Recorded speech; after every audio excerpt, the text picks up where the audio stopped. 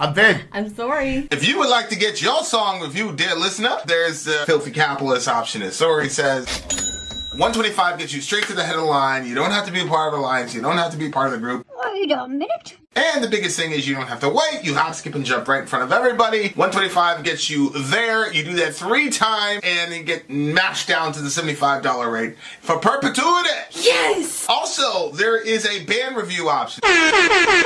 So if you've got a band and you're trying to get your band some exposure, hit me up at itsorry@gmail.com, and I'll show you the details about how to pull that off. You can also jump on Patreon, and there is a option on the tiers to be able to get your band reviewed. Yep. Obviously, we can't lie to you, so we can't guarantee a positive review.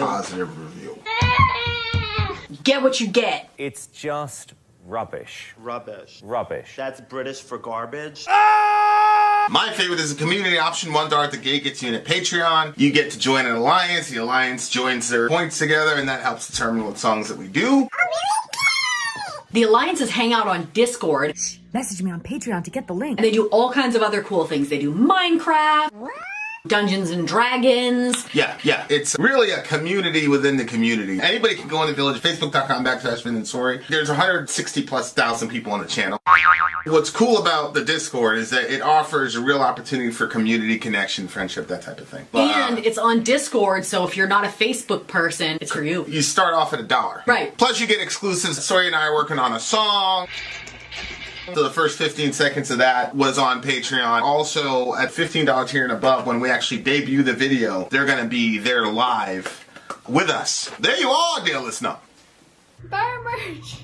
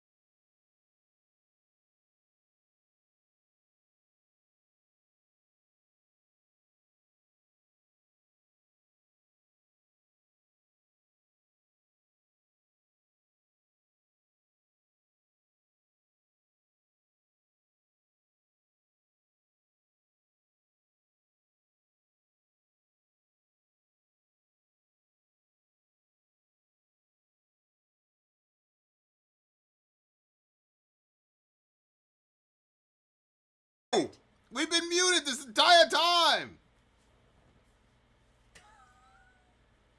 It was a really great intro. Let's do it again! Hey! It's your birthday! We're gonna party like it's your birthday! You know, because we don't give a fuck because it's your birthday! Yay! Oh my god! Alright guys, this is Ben's birthday beatdown 2025. What a bootleg ass birthday. This poor kid. Balloons! Confetti! Yeah.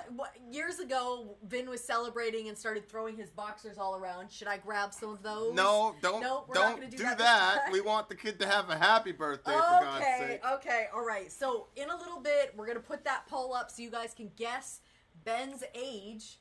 The first song on our list tonight is Warbringer, Crushed Beneath the Tracks. Did you say wait? Hold on. Why is it doing that? We should be live. Doing what? Well, it was. I mean, can you all hear us? Okay, we're in good shape. We're in good shape. Okay, I need a timestamp. I am going to read the description to this. DJ Ben gave us a description for this birthday celebration song number 1. He said, Ben's birthday beatdown of 2025. The one stream of the year where I can just throw together all the songs I want. Just because, he said. It's not a birthday ball. It's not a birthday bash. It's Ben's birthday beatdown. It's time to throw the first punch of the beatdown with this banger from Warbringer's 2020 album, Weapons of Tomorrow. Prepare to be crushed beneath the tracks. Yes. Excellent. Ready or next, he says. Ready or next. Yeah, and the poll's going to be up there soon. Ben is 35, Dwayne says. I do not believe it. Dwayne, you have to be doing the poll. Stop throwing your answers out. Yeah, Dwayne always has his little way of doing things. I know. He's got his sense of entitlement. All right, guys, here we go. You got the timestamp?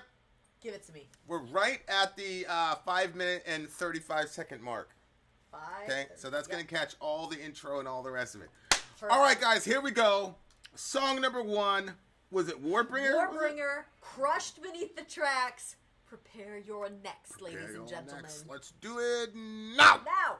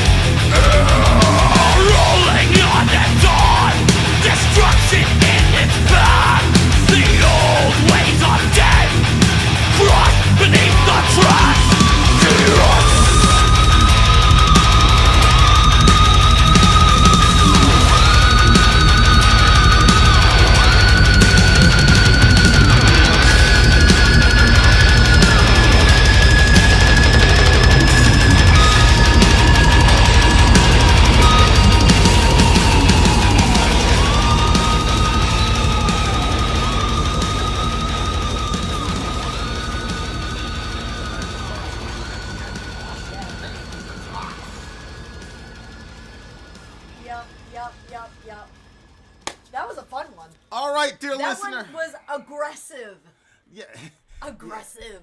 Yeah, I'm just wondering what the tracks are. Is the tracks time itself? You see what I'm saying? Oh. The tracks could be time itself. Yeah. Yeah. Because the way it starts, time advances in unceasing force. Yep. The tracks keep on rolling, never remorse. See what I'm saying? So you're saying the train is time. Yeah. But, the tracks would be, I don't know, what, the world? As time rolls on, you're crushed beneath the tracks, whatever. Yeah, so you're crushed beneath the tracks, not the train. That's interesting. Yeah, but the train is what crushes you beneath the tracks. You see what I'm saying? Yeah. Crushed beneath the train, crushed beneath the tracks. We got the video description timestamp in there. Don't worry about it, Benji. 6:45. Okay. No, 5:35. 5:35 is what I said. Yeah. Yeah, okay. All right, let me put this in here. You guys, the poll is up for you guys to guess how old Ben is. I have no idea if he's going to actually answer the question for us. Yeah, I know. If he's going to solve or if it's going to be. I said send us a picture. He's like, I'm not ready to reveal my identity yet. All right, so let's check out this. Okay, first of all, musically, sonically, it was aggressive. It wasn't boring at all to me. I like it when guitars do that like screamy thing. And there was one part in here, the way that they did a certain progression, it reminded me of one of the things we do with next. That's right. It's what I do. I am at the level of that guitarist. So, Crush Beneath the Tracks is a song by the American thrash metal band Warbringer, featured on their 6th studio album. It was released on April 24th of 2020. So, yeah, I think it's just talking about the passage of time and how you can't go backwards. Sound like what's her face? Paris. Oh, shots Passage come of out there. time. Yeah. Passage of time. Yeah. You're left behind. No room for the weak. When steel is so strong, flesh is obsolete. Ever grinding forward, never look back. All stand aside, get crushed beneath the track. So that looks like I would kind of have to strain to make that metaphor work. Yeah, because it says it's saying you got to get out of the way. when steel is so strong, flesh is obsolete. That's a crazy one. That's a hard line. That's a hard line. In with the new, the improved, stand in its path, it will roll over you. See again, in with the new, that's half of a phrase, right? Out with the old, in with the new. That again sounds like time. The new, the improved, stand in its path, or will roll over. Right. It's interesting because I was just having this conversation with somebody tonight about AI. I was just thinking about that. Yeah, and No the use bullshit. of, Okay, we here still. Yeah, okay. The use of AI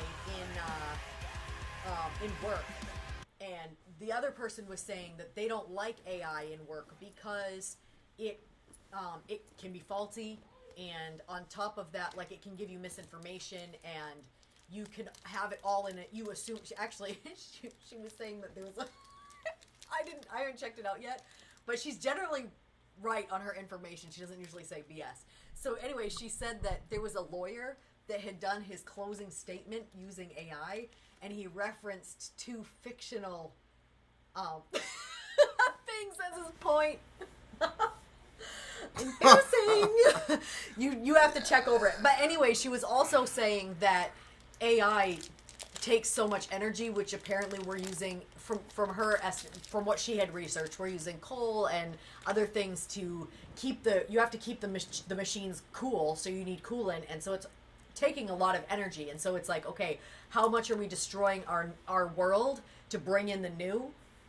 But at the same time, it's this understanding that while you may not want the new to come in, like, people didn't want the tractors and all that to come in when they were using hose and stuff like that, because it's the everything that comes with it. But at the same time, it's like, well, stuff is moving forward. It's the same thing with, like, literally the train tracks is another big thing. Like, people lost their homes and everything, and they were pushing the train tracks through.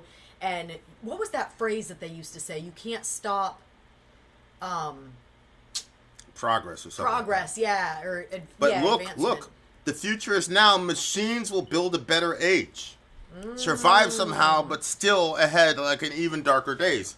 So, I mean, it seems to me like it's talking about the passage of time, man. It's like progress is going forward. You can't really do anything against it. If you don't jump on the train, you're going to get crushed beneath it. That's why I was saying to Shorty, like, in 2 years, she's going to be using AI for sure. She said it too. Right? Like, there's nothing you could do about it. I was like, well, it's either that or you're going to have to go into landscaping. I mean, I think landscapers are in trouble. What? Oh, because machines will then do the... Yeah. And I think they're in trouble.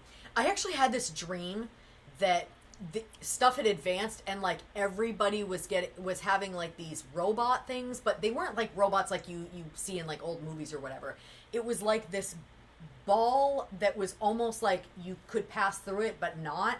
So it was like there but wasn't there, and then it would materialize when we needed it, and it would like expand, but it could be any size. And then when it got like this mechanical arm to like do something, and I was like cringing because I'm like, if something goes wrong, this thing is strong enough to squash me. But anyway, but it was really beautiful looking when it opened itself up, and it was like it says, crazy. Ever grinding forward, not one step back, adapt or die. Yeah. Crushed beneath the track. Yeah. So I'm going to stay with my original. I do think this has got to be about technology. The old ways are dead, crushed beneath the tracks. Yeah.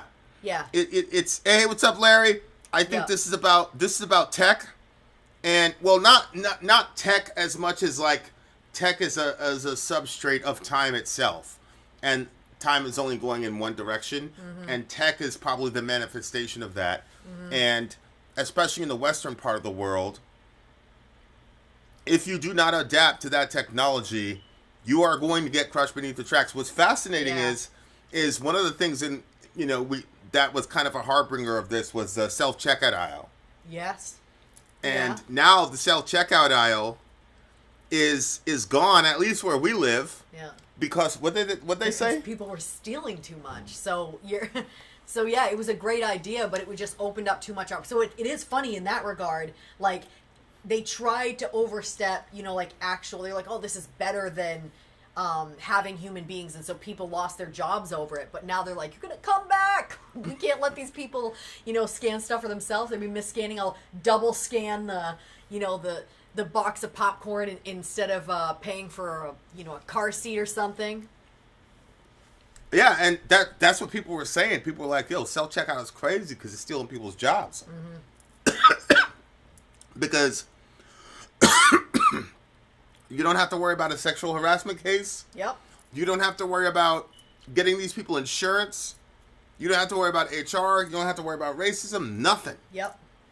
But the problem is that I think psychologically, people are less afraid to steal from a machine. We talked about this, about like, we use AI probably 2 hours a day.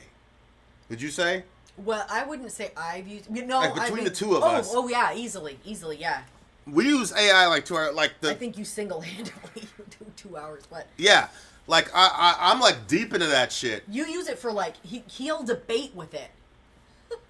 It's pretty interesting, though, when he does it. Yeah. But what were you saying? So we use it for about 2 hours a day. Yeah, and like... Hey, shout out to Jet. It's the birthday beatdown, Jet. Glad to have you here.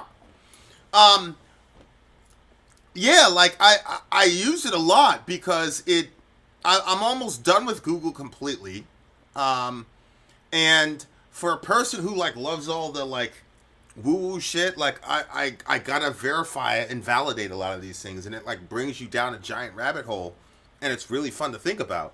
But like, when I think about, like, if I was in the workforce, what jobs are safe and what jobs are not, I'm not sure. Yeah. Like, we talked about this. I was having this discussion with my kids, and I'm like, probably lawyers, like lawyers are fine, but I'm like, paralegals are probably done. Mm-hmm. And we had a situation where they were, what did they say?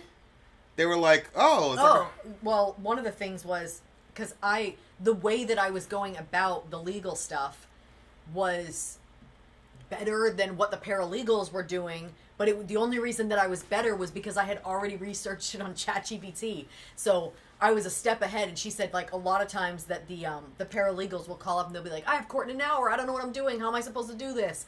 And so, yeah. And it was interesting, too, because she was like, oh, I'm sure you spent a lot of time on X, Y, and Z thing, which, I mean, some time was spent on it, but honestly, AI handled a lot of it. There was, as far as the actual work of generating the actual information, we did about 3 minutes of labor. Mm-hmm. It's just the typing. Mm-hmm. Like, so yeah, I mean, yeah, I think paralegals are finished. I don't think that like a lawyer is going to be finished for a very long time. And like when I think about how do you regulate this industry, man? How in the world are you going to regulate this? Because as Middle Earth is saying, it like there's probably not a single job. I mean, probably what we do, because people are going to be like, we know the real Vinod story. We want to get something from Vinod story. There's enough machine learning that I'm sure that they could copy every single mannerism and all of that like in 10 to 15 years. Mm-hmm. But it's like, you would know that you're not talking to actually Vinod story. You see what I'm saying? Yeah. So I think things like that probably. Yeah, I agree. Because I think that there's a certain, like, that personal interaction between people. Because, like, you know, there are some times where I'll ask ChatGPT questions, and I'm thinking to myself, that's some great information, but it lacks, like, because even if ChatGPT is being friendly with you, like, oh, that seems like that was a really hard whatever. It's like, yeah, but you're a machine telling me that, okay? Right. That's not the same as if your friend is like, oh, that's too bad that, or, you know, oh, that's a really fun piece of information. But, yeah. Yeah, I don't know about the next generation, right? Mm-hmm. But I think our generation has a real primer on authenticity. Yes. But, like, the next generation of kids, like our kids are going to grow up with nothing but AI. Mm-hmm. And so... And, you know, we were talking about this yesterday with Michael Levin, where he's like, I'm not sure that you should not be polite to your AI person. Yeah. You know, and I'm not going to get into all the reasons why he believes that you should be respectful to your AI person. But it's not be respectful to the AI because you're going to train yourself to be disrespectful to humans. Mm-hmm. He believes you should be respectful to AI for the sake of the AI itself because... it is a form of intelligence, and how, you know, who are you to say that human intelligence is somehow superior to AI's intelligence, especially when AI is more intelligent than you? So, like, I don't know, man. I don't know. We're entering a very... And the other thing the world is going to look a lot different. You remember how, like, once they've kind of forced everybody to wear masks during COVID, like, it took people a while to take the masks off even when you could. And even still now you see people going around still with a mask on, and some people it became a sort of social anxiety thing where they got accustomed to their face being covered and then didn't want to uncover it. And so it does kind of make you wonder, like, how is that going to be? Like, if people are used to dealing with a machine and then all of a sudden they have to have interactions with people, like, there could be a whole generation of people that just gets normalized with not wanting. Like, for us, we would lack the social interaction of, let's say you go to the hairdressers all the time, and, like, instead it's a machine that does it. Like, if you're used to going to the hairdresser, you'd be like, well, I miss the conversation that I can have with the hairdresser. But if you get normalized to not have to... That's what I'm saying, the next generation. Yeah, I agree with you. Or the second generation. Yeah. You know, like, that's all they're going to know. And I don't think they're going to make a dichotomy between an AI person and a human person, because they're going to be damn near indistinguishable. Mm-hmm. Especially if AI is learning off humans. The other thing is, like, the Neuralink thing. There was somebody that was speaking in, like, Russian, and I forgot the name of that language, like Cerulean or something like that. And I copied and pasted it, and I said, tell me, what does this mean in English? And then and then put a phrase in that language back.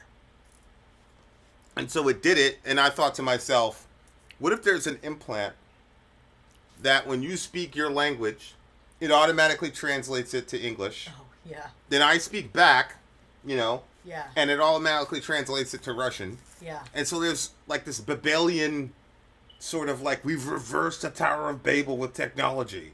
Yeah. Right? Like, Yeah. and Tower of Babel at the time was the technology.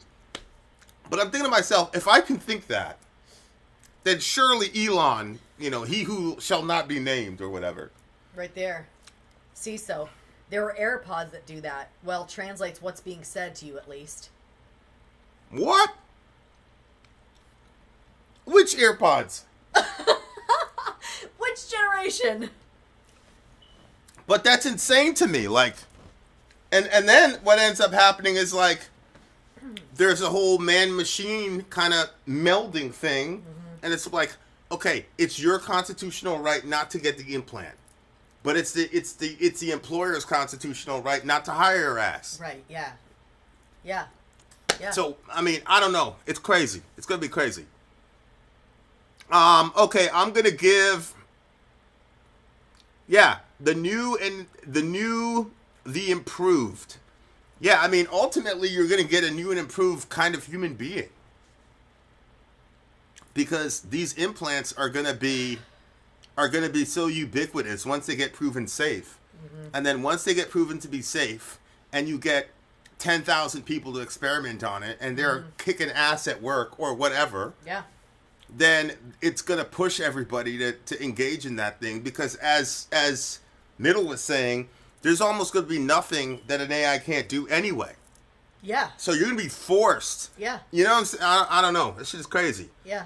Crushed beneath the tracks indeed. I didn't know how spooky this song was. It's so interesting because what's probably going to happen, you have the Amish and how they hold on to that. Like, the Amish are probably going to be like, some other, and there's going to be like another group of Amish people that are holding on to life without AI. Well, we're going to look like the Amish. Why? We're using AI. Right. But the people, you know what I'm saying? Like Ben doesn't look like he likes the AI shit at all. He looks like he thinks it's the devil. I don't know, man. Like the song looks just like a regular, we're just rocking heavy metal, but I don't know. I mean, I definitely think an issue with AI is the fact that it spews out its answers so quickly. And like, to be honest with you, when I ask it to do some, like, if I'm trying to figure out some concoction that I'm trying to make in the kitchen and I'm using amounts and everything, I don't want it to break down how it got to the answer. I just want it to give me the answer. And I don't even really look into, there are some times where I'm like, man, I need to check into that, and I'll dig into it a little bit. But there's plenty of times where I'm like, yeah, that answer seems close enough to me. So I think that is one of the issues with AI, is that if AI is based off facts, great. But if it's being influenced by, there are times where I see you in your debates with it, and you can tell that it's geared a certain way. It's not holding on to just the facts. Yeah. And you had to go through this thing with it and get to the bottom, and then all of a sudden it sees it clearly, but then you go in with another from somebody else's information, and it's like it never had that information to begin with, even though it agreed at the end that they were wrong about some things. And they never revamped it. So it's like, well, there are certain things about AI that are going to be hamstrung because it's based off somebody's presuppositions or their feelings on a certain subject or whatever, however they're doing it, where it's not basing it off the facts. And just from seeing, like, people reacting to... When did this song come out? What year did this song come out? It came out in right here. It came out in 2020. Okay. It was, and the track, the song was released, a music video for the song was released on September 12th, 2022. So. And you got that from AI? I got that from AI. Yeah. I don't know, bro. I don't know. Look, you can listen to it. It tells you what platforms and everything. So, I mean, you can...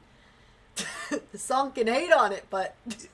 9.3 for me. Yeah, I would match that. No, I'm going to go with a 9.5. A 9.5 for me on this one.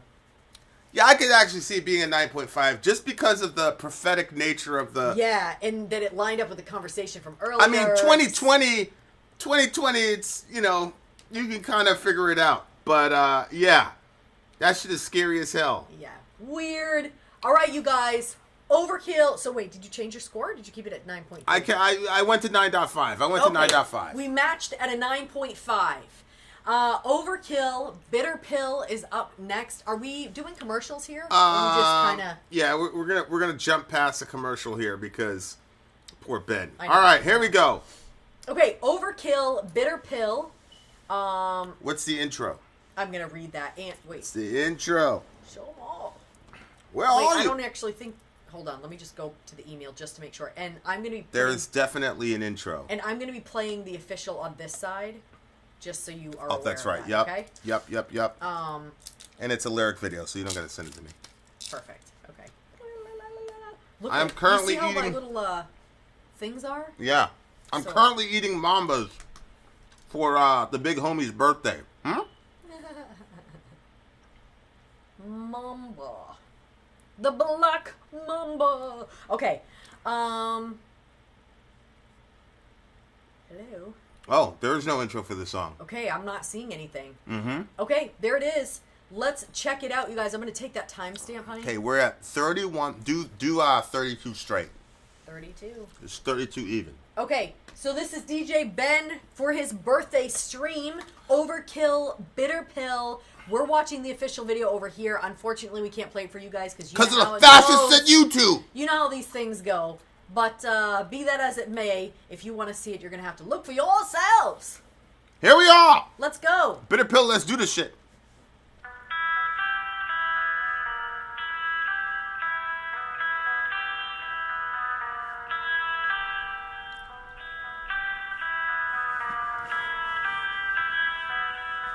Angle it that way. More. Yeah, a little bit more.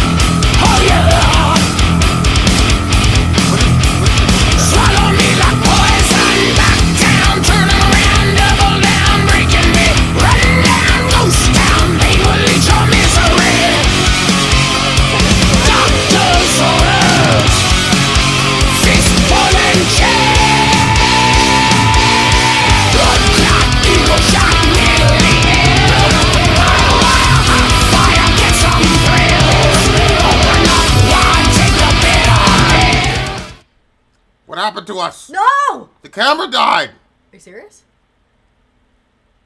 We have returned. We shall start the song over. My God. Okay, wait. Tell me when you right before you hit. Curse stop. 3420. The riff was stolen from the Beatles, he says.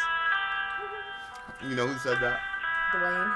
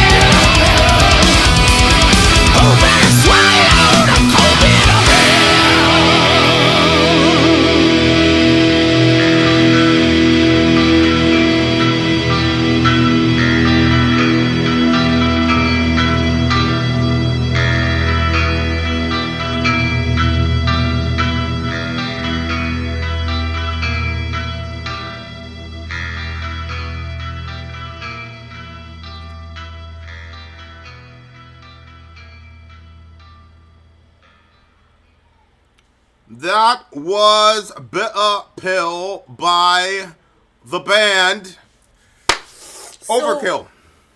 Hey, get me those lyrics because we got to break them down now. Yeah.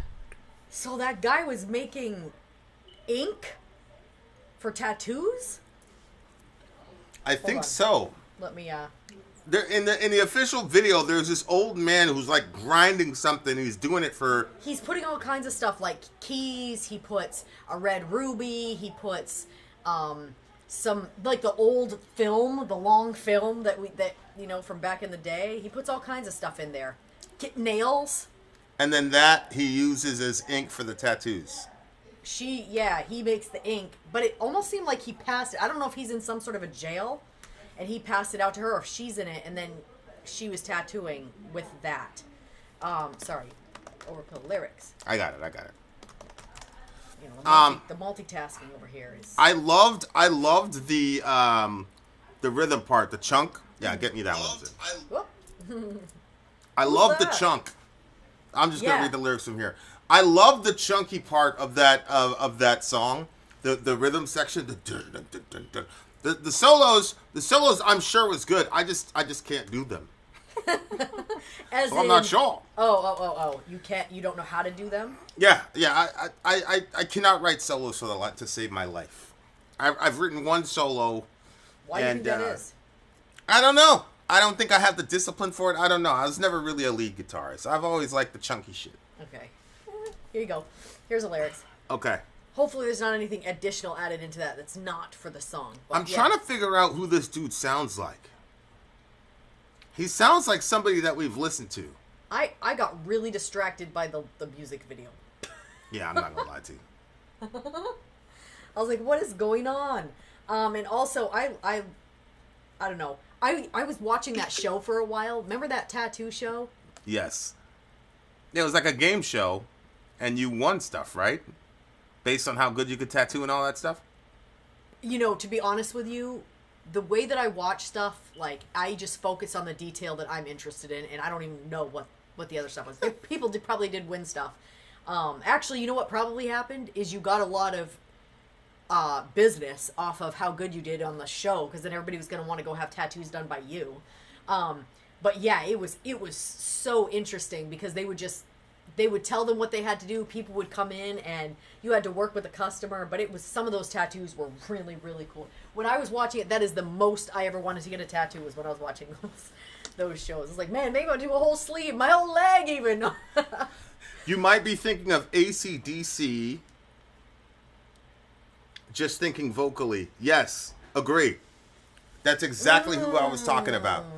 That the AC, it's like a nasty type of vocal style.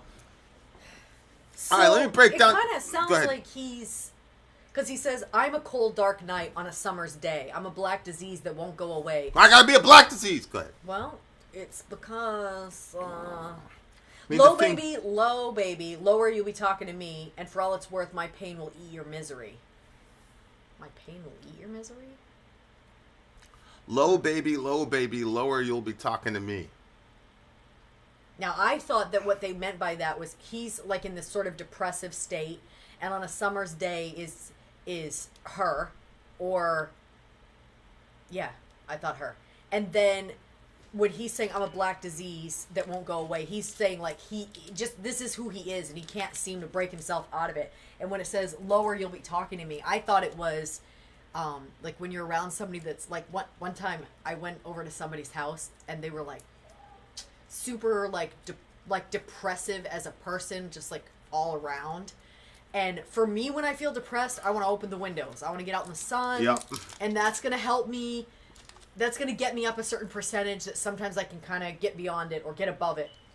So when I went into this person's house, I proceeded to open up all of their shades. And the person was like, and it was like, I look back now. Was that E? That was E, right? No. Oh, it wasn't E? What's the first letter? L. Well, that was E. See what I did there? Oh. You dumb butt. Continue. Yeah, well, anyway, she knows because I bring it up sometimes, and I apologized to her. I was like, "Yeah, she actually looked like a vampire." You know, when I opened up those things, she was like, but I was thinking, you know, you just need to get the light in here. Like, this is way too depressing up in here. But anyway, like, once so I sort of had that same attitude when I started working at the hospital.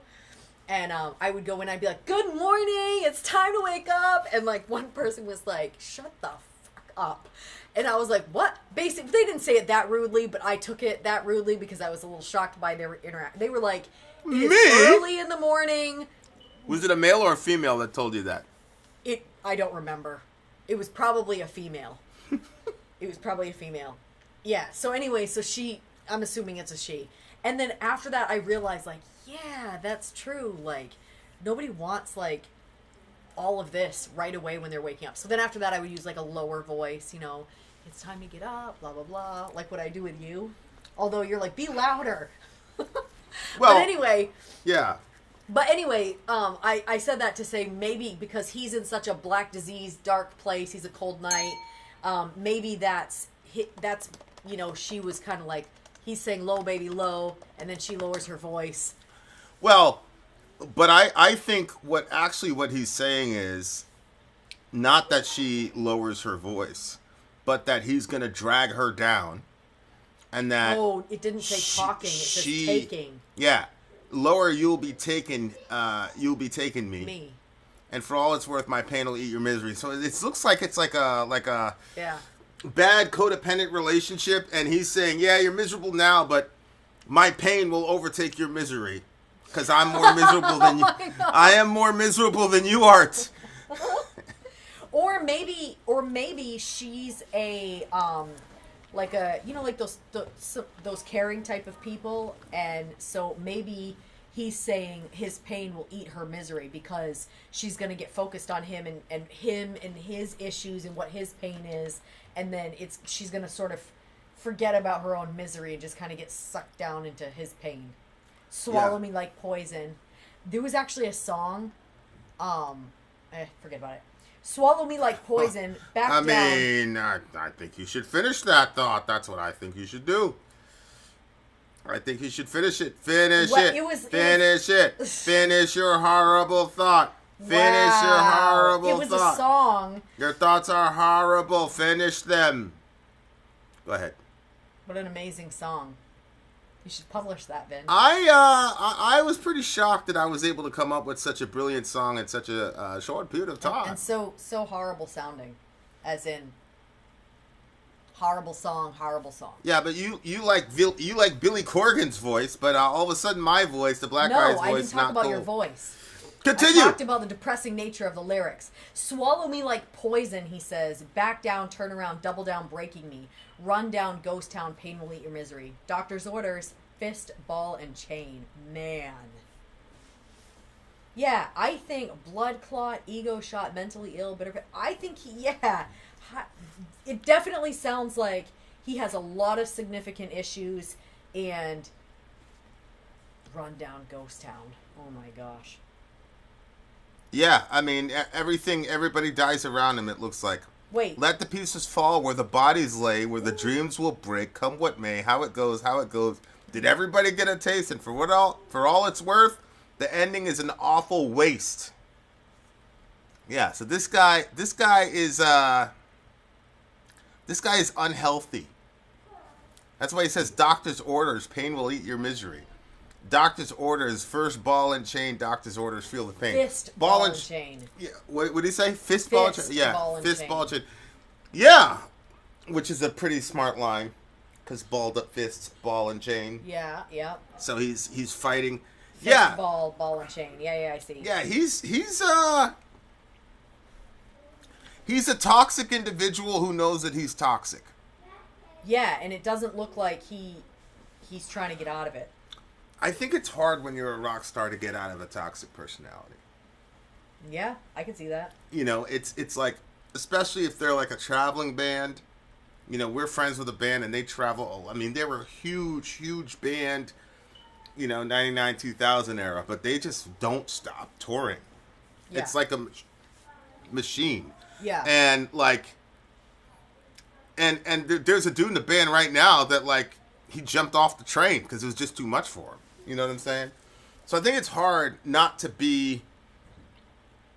You got to have a lot of discipline as a rock star to be able to to go from unhealthy to healthy. Yeah. You got to have a lot of discipline because it's just there are no restrictions, and you're almost encouraged to be, to exhibit these antisocial behaviors.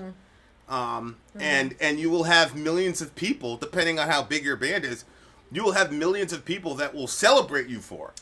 Yeah, and there is a certain poetry that goes along with darkness. Like, there's a poetry that goes along with beauty, and there's another type of poetry that goes around with darkness. And when you are drawn to particular types of poetry, then you create that type, and your audience wants that poetry. They want that, the sort of, sleek, dark, yeah, deathly, and black lace situation over and against the. And when you get healthy, they'll call you a sellout. Yeah. So yeah. I think it takes a whole lot to be a rock star. Understand that, and these guys did not look like spring chickens either. You see what I'm saying? Yeah. So it's like, it's been a long time to be in those kinds of cycles, man. That's kind of tough. You know what I'm saying? And look, that's ugh. Yeah. Because eventually it's like, ego shot, like you're mentally ill, which is really interesting because when I watch TV, I've cut down a lot on my news consumption. But it's very fascinating to me how, like, when you really want to insult a person, you reference some form of mental illness, and that is supposed to be some giant insult. And it's like, I thought that we had like killed that stigma on mental illness. I thought we understood that this is not something that people control, but people are attaching some sort of moral or some sort of value prospectus onto a person because they're mentally ill. Like, I think that. Are you talking about a situation like that you saw on social Well, media? yeah. Well, I mean, Trump and Trump is crazy and he's a sociopath or he's a psychopath. Psychopathy is a mental illness. I think they're right, probably, but psychopathy. And then on the other side, people are like, oh, you have Trump derangement syndrome. Well, people probably do. There are probably people that do, that have been traumatized not only by Trump, but by the media and the caricature of Trump that the media has created if you're listening to certain forms of media. But it's like, it's the easiest way to dismiss a person is to talk about them being mentally ill or whatever, and now we can dismiss you because you have a mental illness. So it really is an ego shot to be called a mentally ill person in our country right now. Oh. And it's I think it's one of the reasons why we got people, especially men, who have much higher suicide rates than women, because we've got a value prospectus on people that have mental illness, as if like there's something really, really wrong with you. I don't think I spend enough time in the world of social media to. Well, if you just say like, this guy's a psychopath, why are people listening to him? Right? Yeah. It's a way of dismissing everything he has to say, versus saying, look, psychopathy is a horrible mental illness. Like, David Wood is a psychopath. And his son died, and he can't feel anything. And he's got a wife who just lost a son. So he knows what to say, right? And they work, but she knows that he's not feeling that with her. So that's tough. And he's very accomplished in his field, like in what he does. But it's just very, very interesting, like how people treat mental illness still in our country. Like, everybody wants to act like we've like progressed past the stigma. And obviously we're not putting people in like, asylums or whatever, where you would just leave people and you'd forget about them because they did all kinds of weird things. Yeah, they did all types of crazy. Yeah. You know what I'm saying? Yeah. So like, I don't, it's just fascinating watching it in the country because we're all trying to pretend that we're like, oh, we've progressed, you know. But at the same time, it's like one of the easiest ways to dismiss a person is to say that they're mentally ill in our country, you know. So it's fascinating, and I think that's what creates the toxicity. I'm gonna give this one an 8.9, 8.9 because I like the chug. The chug. What'd you give it? Be honest. 8.7. 8.7 for moi. Bitter pill. Overkill. It rhymed. All right, you guys. Up next on this Ben's birthday beatdown. Ben gives it a 9.5. When are we ending the QA? Yeah, well, the question is anybody even friggin' answering that? Because when I click on it, look what happens. Why can't I see anything? I am still trying to figure that out, Leah. I'll let you know as soon as I come up with an answer. Did anybody answer that question? What? With Ben? Yeah, I can't see any answers. See? Hit end QA. I did, and then it said it was going to delete everything if I did. Delete what? Look, this will remove all questions in the question list. Yeah, confirm it. Confirm? Yeah, get rid of it and then start a new one or start a poll. Okay. All right, guys. All right, guys, here we go. Song numero tres. Okay, timestamp. This is called Messa At the races. at Races. But I just wanted to get the timestamp so that, like, us saying. Well, what if there's the is there a message for that one? This is Messa at Races. This first single skyrocketed my expectations for Messa's new album coming out later this month. Messa at Races, y'all. Let's check it out. Not a raging and blazing pummeling song, but an amazing one nonetheless. How did you miss that? How did you miss that, I Missy? don't know why it's not there. Get me the lyrics, por favor. Here we go, guys. Messa at Races. Messa at Races. Ready? Yep. All right, here we go. Song numero tres. That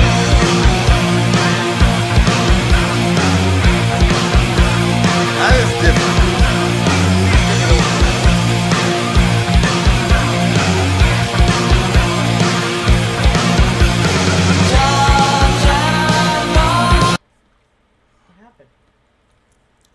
He says there is an intro about how I had high hope for this album that you did not read. What the heck? Are you sure I didn't cover everything? Let me know. High hopes for this album that you didn't read? Let me see. The first single skyrocketed my expectations for Messa's new album coming out later this month. Not a raging and blazing pummeling song, but an amazing one nonetheless. I think I probably saw an old comment. All right, let's go back, guys. Let's do it. I got confirmation. Here we go. Haribon, let's go.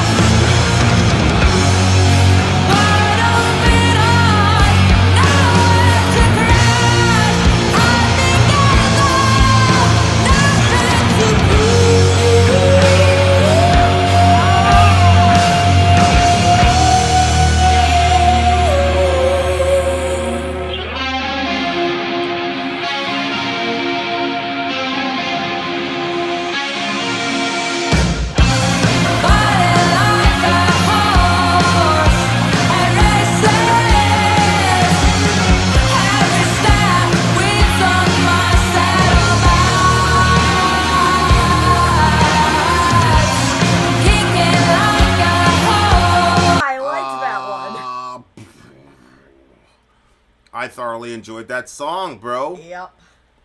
I thoroughly enjoyed that I was like, freaking this song. is one that both of us. That's why I had to get my phone. I had to get my phone, damn so it. you could save it. Yeah. But I can't get my phone because my phone is a camera currently. So I had to go with yours. Oh, okay, so you sent it to yourself. Okay. Whew, that was good. That was really good. Okay, what was going on with you? Well, let me pull up the lyrics here. I literally friggin' wow. There's a song that I was trying to find in my YouTube playlist, because it was a song that I was listening to, but I can't find it.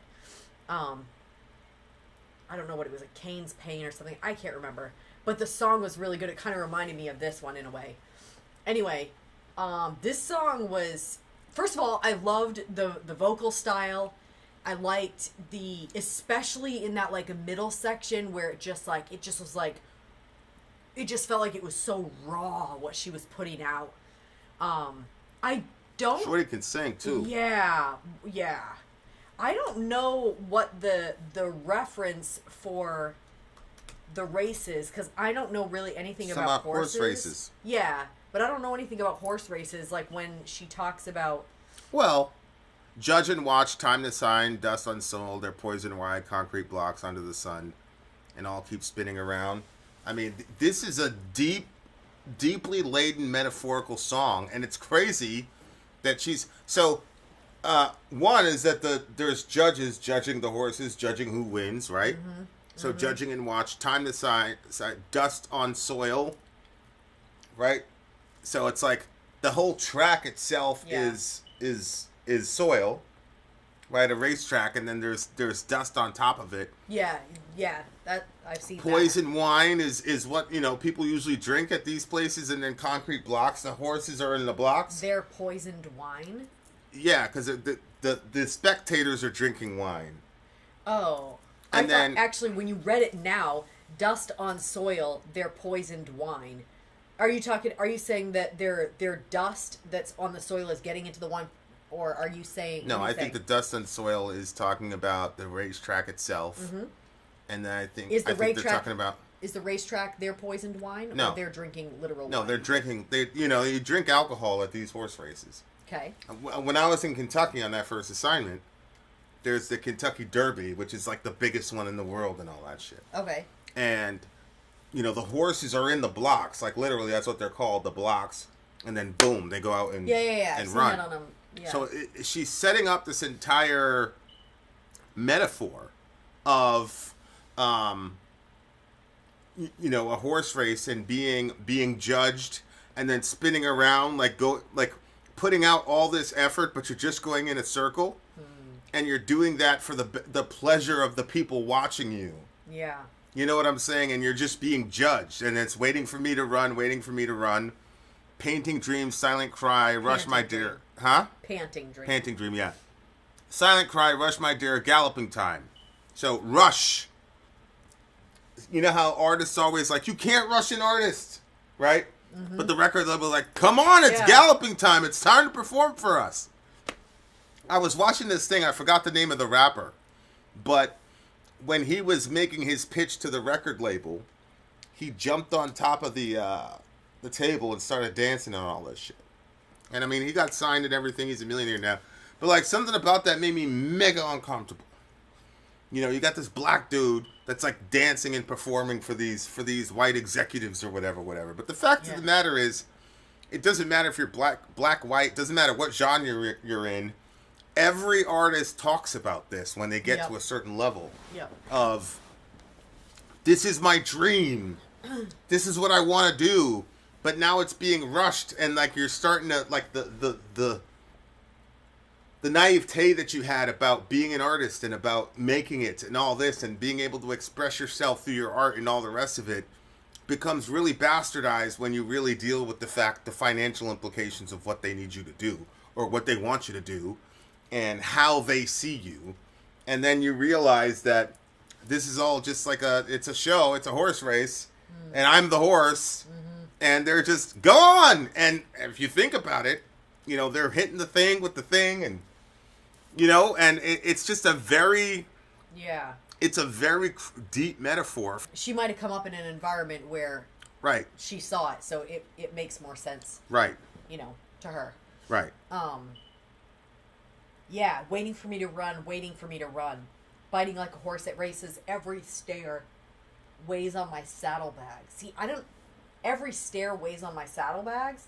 Like, I didn't even know they put saddlebags on races. Like, do they have that? I thought that's like cowboy style. I mean, they have to, like, they don't ride them bareback, I don't think, right? No, the saddlebag is the bags on the side that carry the stuff. Yeah, I just think it's part of that horse metaphor, isn't it? It's just she's being stared at as a performance animal and not appreciated as an artist. Well, she says in one of them, every stare weighs on my saddlebags. If you had saddlebags in a race, it would slow you down. So then people maybe are looking at like the flaws or the things that would slow her down. And in the next one, she said, every stare weighs on my severed head. So, because I'm cursed and I run. Because I'm cursed and I run. That part was just... But I think that the curse is her ability to run. If performing her art is what running is in the metaphor of this song, then the curse is, I'm cursed with this art and I can't stop it. I can't not do this. Yeah. Right? Like, there's certain things. I was in a situation and I was like, I'm supposed to be wrestling right now. And then all these people started gathering around me. And then they all started to, and I'm like, like, this is a curse. But it's like, you can't not do it because, like, that's at the cellular level of who and what you are. And it's tough. It's that or you jump off a bridge, bro. And so it's like, that's like one of the worst but best things in the world. And you see this with guys with really overachieving people. Where, like, you could tell they're, like, cursed. They can't stop what they're doing.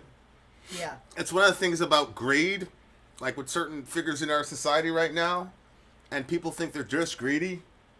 And it's like, yeah, I think I think that's definitely a part of it, but I also think they're just cursed. I just think that they have this talent for generating revenue for themselves, and they can't not do it. Or, like, they've been in a sort of a position of power their entire life, and they can't not do it, even though... they would probably want to break and not want to fight and not want to have half the country hate you. Yeah. And, who wants half the world hating them? And now you got to fly around with protection for the rest of the... You got 10 to 15 years left, bruh. No. I mean, think about it. You got 10 to 15 years left. But I just think that there's some people, like, they are who they are.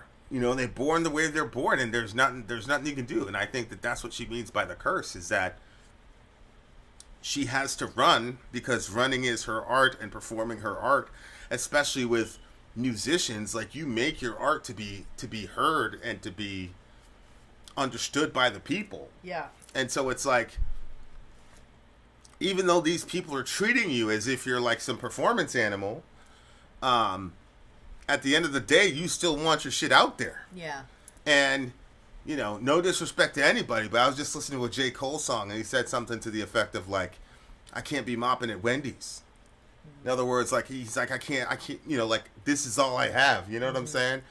Or you see this with boxers, like, they can't not do it.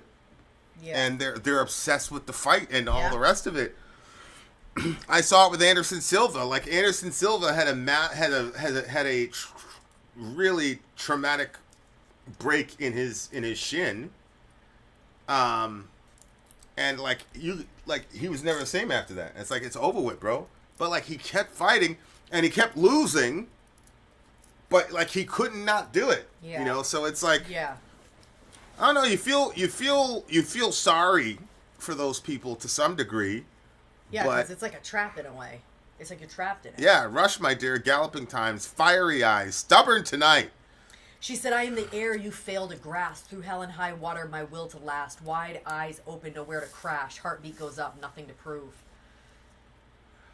Well, Sounds like she's stuck in it, and then she goes back into the severed head thing and stuff. Oh, look at that shit. Amy says, I hate horse races. The exertion is so awful. the horses bleed and even foam. I wouldn't like that either. And they're getting the shit kicked out of them. You know what I'm saying? No, I wouldn't like that. I don't go to zoos. I don't like, I don't want to go see Shamu. None of that stuff. I don't like seeing the people doing stuff to animals. It's a real thing. I was in Kentucky, and I mean, the whole damn city was shut down, bro.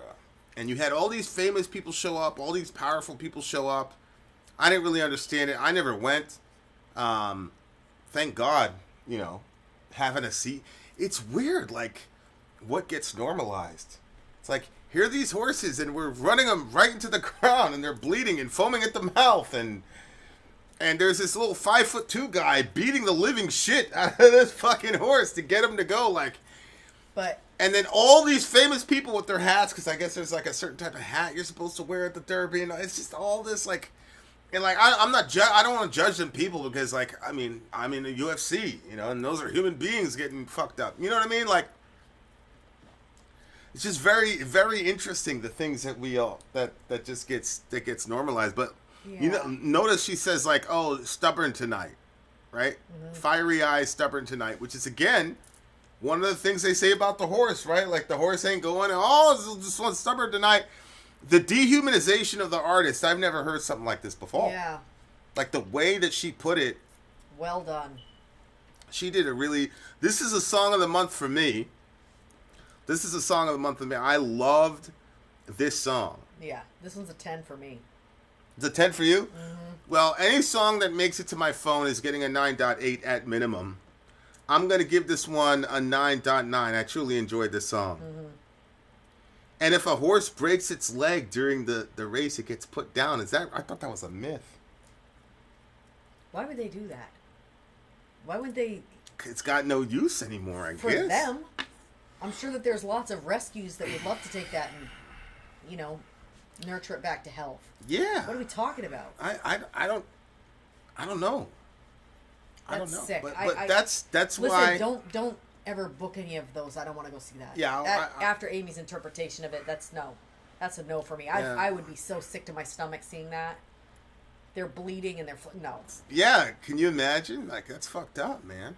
Mm-hmm. I went to this is like so minor in comparison to what that description is, and this one is the Gray Animal Farm. So literally, the Gray Animal Farm these are animals that got injured and they nurse them back to health, and then they keep them there because you can't set them out after they've been in that certain environment. But I was like, oh, that's so good. So I can actually go bring the kids to see the animals and we can feel good about it, because no, I did not feel good about it. There was different animals were like, they were just pacing back and forth. They had Jesus. There was no grass or anything left because they just kept just walking the cage. It was just sick to me. I didn't even like that. I was like, no. So I think that she did just an amazing job. This one's a 10 for me, 100%. Yeah, it's and obviously playlist worthy for sure. The song is not about horses per se. It's about the way human beings are treated like horses. Yeah, exactly. And you saw that with Animal Farm. They did a really, really good job with the horse in Animal Farm, because the horse, it's interesting. It was the workhorse, mm-hmm. And it's you just grind the thing right into powder. It's insane. Yeah. Really, really, really good song. Very challenging for sure. Okay. Dwayne. To see if that's what I wanted to mention that song that it reminded me of. Okay, I'll get it. All right. I hope there's more people that want this band. I'd like to hear it more, because they've got kind of like an 80s vocal style. Oh man, yeah, that kind of grindy, like grungy sort of. Yeah, but she could sing. Shorty was hitting notes. Beautiful. She was hitting notes. Like she was doing it. Yeah, 100. Yeah, Bobby Shmurda was the one that was dancing on the desk. Like, was not a fan, but like these are the things that the artists got to do. Yep. Like it's crazy. And we've all heard what women have to do when they're trying to get in places too. Sometimes that can be really. I'm not saying that every artist has to, but you're talking about the dancing on the. Ethel Cain. The name of the song is "Punish." I think it's Ethel, right? I don't know. Oh, you're familiar? No, just Ethel is Yeah, I'm sure. Yeah, it's probably Ethel Kane. When a horse breaks one leg, they cannot bear the weight on the other leg. They can't compensate the weight, and the pain becomes debilitating, so they are often put down. So it's a mercy kill. Just the way that they're constructed, you know. Jeez. Okay. That must be tough because, like, anytime I talk to a horse person, they love that animal, bruh. Yep. They really, really love that animal. But if, like, you loved it, why the hell are you beating the hell out of it like that? But that's the same thing with these record labels. Like, when we were watching La Bamba, and, like, his record label guy... Yeah. You could tell there was some affection, but there was also like, hey, I'm going to change your name. You got to drop your bandmates. Yeah. Yada, yada, yada. And it was like, okay, like, the guy did end up benefiting from it. Mm-hmm. You know, it's a weird...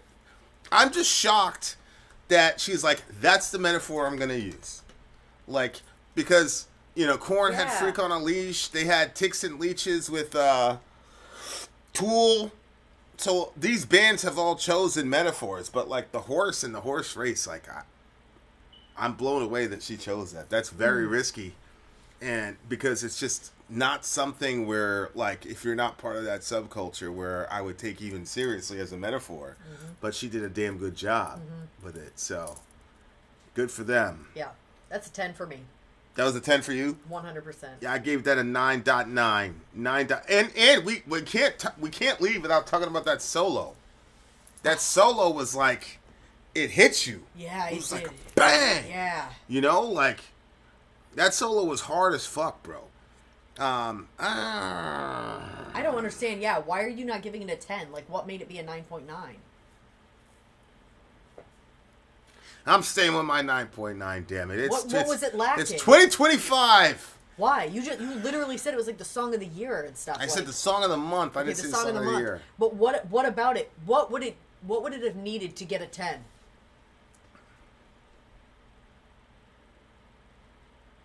Yeah, it's a 10. I was just probably being stubborn as a mule. All right, just move on to the next. Just move on to the next song. All right. Can you give me the timestamp? I will give you the timestamp. We're at 1:22:45. All right. This is Ambiguity.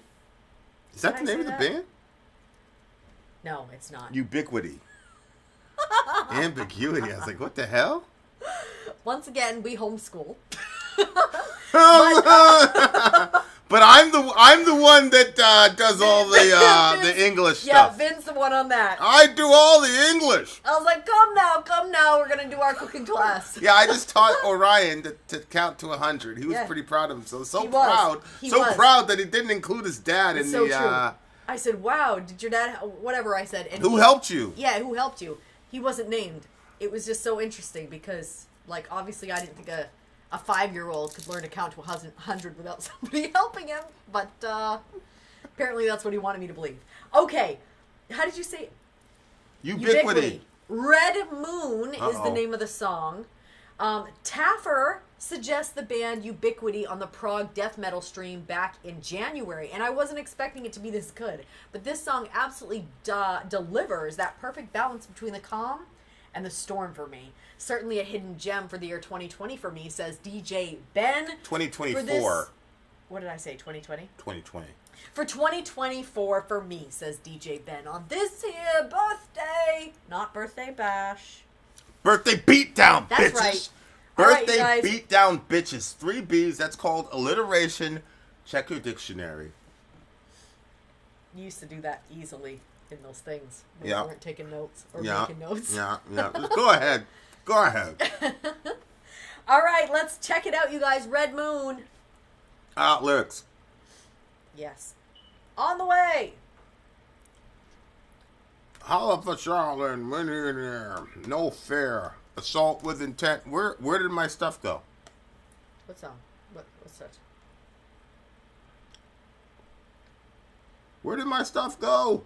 The song? It disappeared. Show lyrics. Here we go. Ooh. It's always so convenient when it's on the Metal Archive because they don't put any advertisements in the middle of the lyric. They just put it. I'm surprised you don't GBT it. I tried. That's what was taking me so long to get them earlier. Oh. Because then they were like, ooh, Actually, we can't give you the lyrics because that's copyrighted. All right, 125 straight is the actual song itself. Ubiquity, Red Moon, let's do it. It was just straight up 125.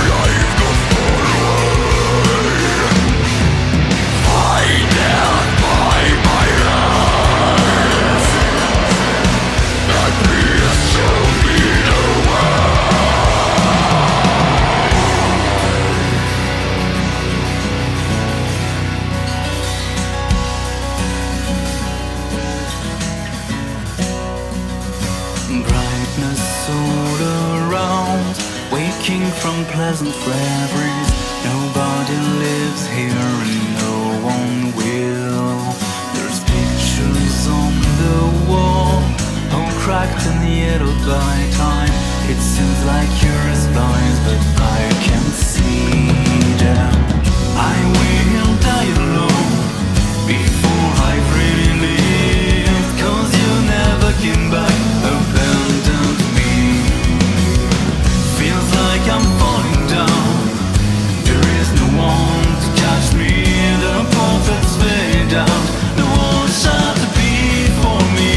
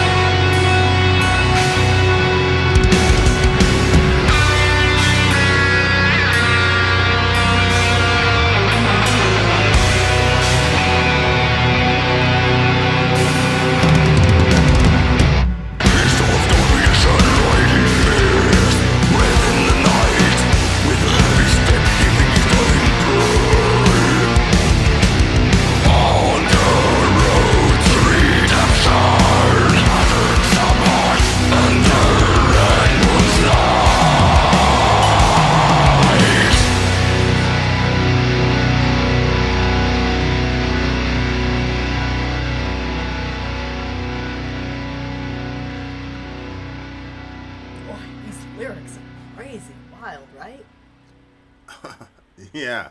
It's especially considering current events. Go for it. You said you seem to be struck by the lyrics, so go for it, young lady. Well, I'm a little confused exactly what's going on. Obviously, I do believe this is some sort of relationship. So it starts out Silent Night, plague floats in the air, red moon tears up the sky. The hound is out of its lair.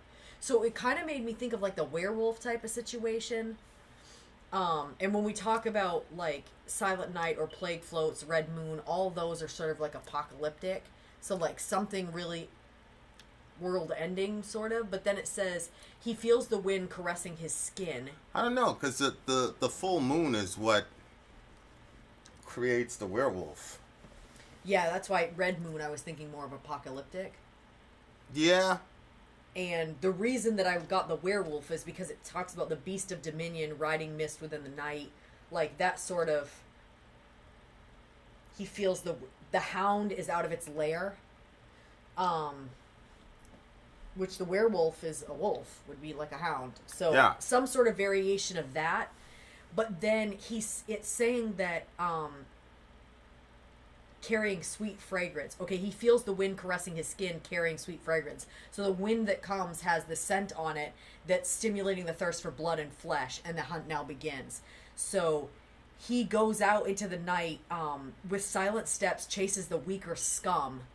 When evil approaches, mortals shudder. So it sounds like as he's approaching this, I'm assuming a female, when he gets up to, like, there's this sort of like, ooh, feeling about it, but tonight the prey is more tempting, like he's gonna do it. And then he says, drown with me, try to flee, hold your breath, move your chest piece. So it sounds like this sort of this chase thing that's going on between him and the prey, as he calls her. And then he says, the sun will never rise again, I can see a flame flicker deep within your eyes, here is the fire of your soul fighting the cold wrapped around your throat. So it sounds like he's killing her. And then he says, pain is deliverance. So in like pain, there's like some sort of freedom. Let your life go far away. Find death by my hands and please show me the way. So it sounds like he's killing this other female, which is not the one that I think he's talking about later on. And that, really? Yeah, it sounds like he's trying to find... You think it's a different one? Yeah, it sounds like he's chasing... Well, remember the letter at the end?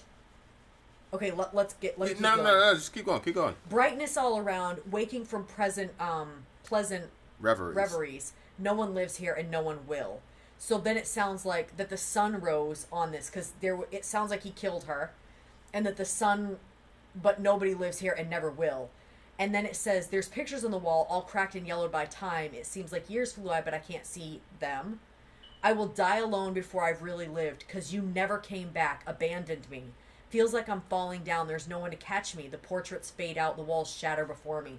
So it sounds like there was a female previously that abandoned him. And then he says, lying on my back, your warm hands choking me, strangling me. So I don't know if that is... Because now, remember he said his cold hands was on her throat. Mm-hmm. Now it's her warm hands on his. So I don't know if this person that he brought into his lair, that he like sought out the prey, he like sort of like... He goes after it, he's like putting pain on her, and then he sort of like backs away, and then she's got her hands on his throat, she's trying to survive. He says, you look like her, don't look like her. You speak like her, don't speak like her. So it seems like this girl that he's lured in there as his prey is meant to bring him back to this other girl that abandoned him. And then he says, I betrayed her. But he doesn't want her to look like or sound like her. Well, you look like her, don't look like her. You speak like her, don't speak like her. I thought it was that within this woman, he's seeing something that reminds her of the girl, but it's not her. I thought it was an observation and a command. So he's observing that she looks like her, but then he's saying, don't look like her. That's interesting. You speak like her, don't speak like her. Okay, I didn't take it like that. I took it, like I said, as the... there's something of the feminine, like when, there'll be somebody that they remind you of somebody else or whatever, but it's not the person. Like, I thought it was like kind of one of those situations, but in this, I betrayed her faith, I failed. If that would be, well, I mean, as I said, if me and you were done, that would be it for me as far as women go. But I would, I mean, obviously, if somebody looked like you, it would be even worse. I would say this. I would say you look like her, don't look like her. That's when you said those lines. That's kind of I was like, whoa. Oh, that's why you were I all. yeah, because like I was surprised. Well, no, like hearing your interpretation so far different than what I heard when I read it was just like it kind of like was like Yeah. interesting to me. Yeah. Well, I'm a dude, so. Yeah. I think I might have a little bit more insight, True. madame. Then he says, I betrayed her faith, I failed. When I came back, only bones remained in her hands. See, he says, I betrayed her faith, I failed. So I don't know if she was like, if the original girl, the one that he like really like loved or whatever, he's saying I betrayed her faith. So I don't know if that's because he like cheated on her or if she believed he was going to come back within a certain amount of time and he didn't. Because it says in her hands a letter and a few words written with her blood. It said, find me, I'm one of these whores. So what do you make of that? That part was a little confusing to me because this sounds like, so which is why I thought he was looking for her in these other whores. Well, I think the first half of the song is extremely metaphorical. He destroyed her somehow. I don't think it's necessarily that he's actually a werewolf or whatever. Yeah. But the state of mind he was in at the time was predatory. Yes. And was really night-based. And it says he woke up, everything is bright from last night's reveries. Which reverie is like, hey, we're partying, we're doing this, we're doing that. And so it would make sense then that she later says, the other girl says something about, I'm one of the whores or whatever, because that happened in the reveries in the night before. And so usually what happens when all that partying has happened is there's a lot of alcohol and you wake up and you don't know what happened and, you know, etc. And so here he's saying that he betrayed her faith and he failed.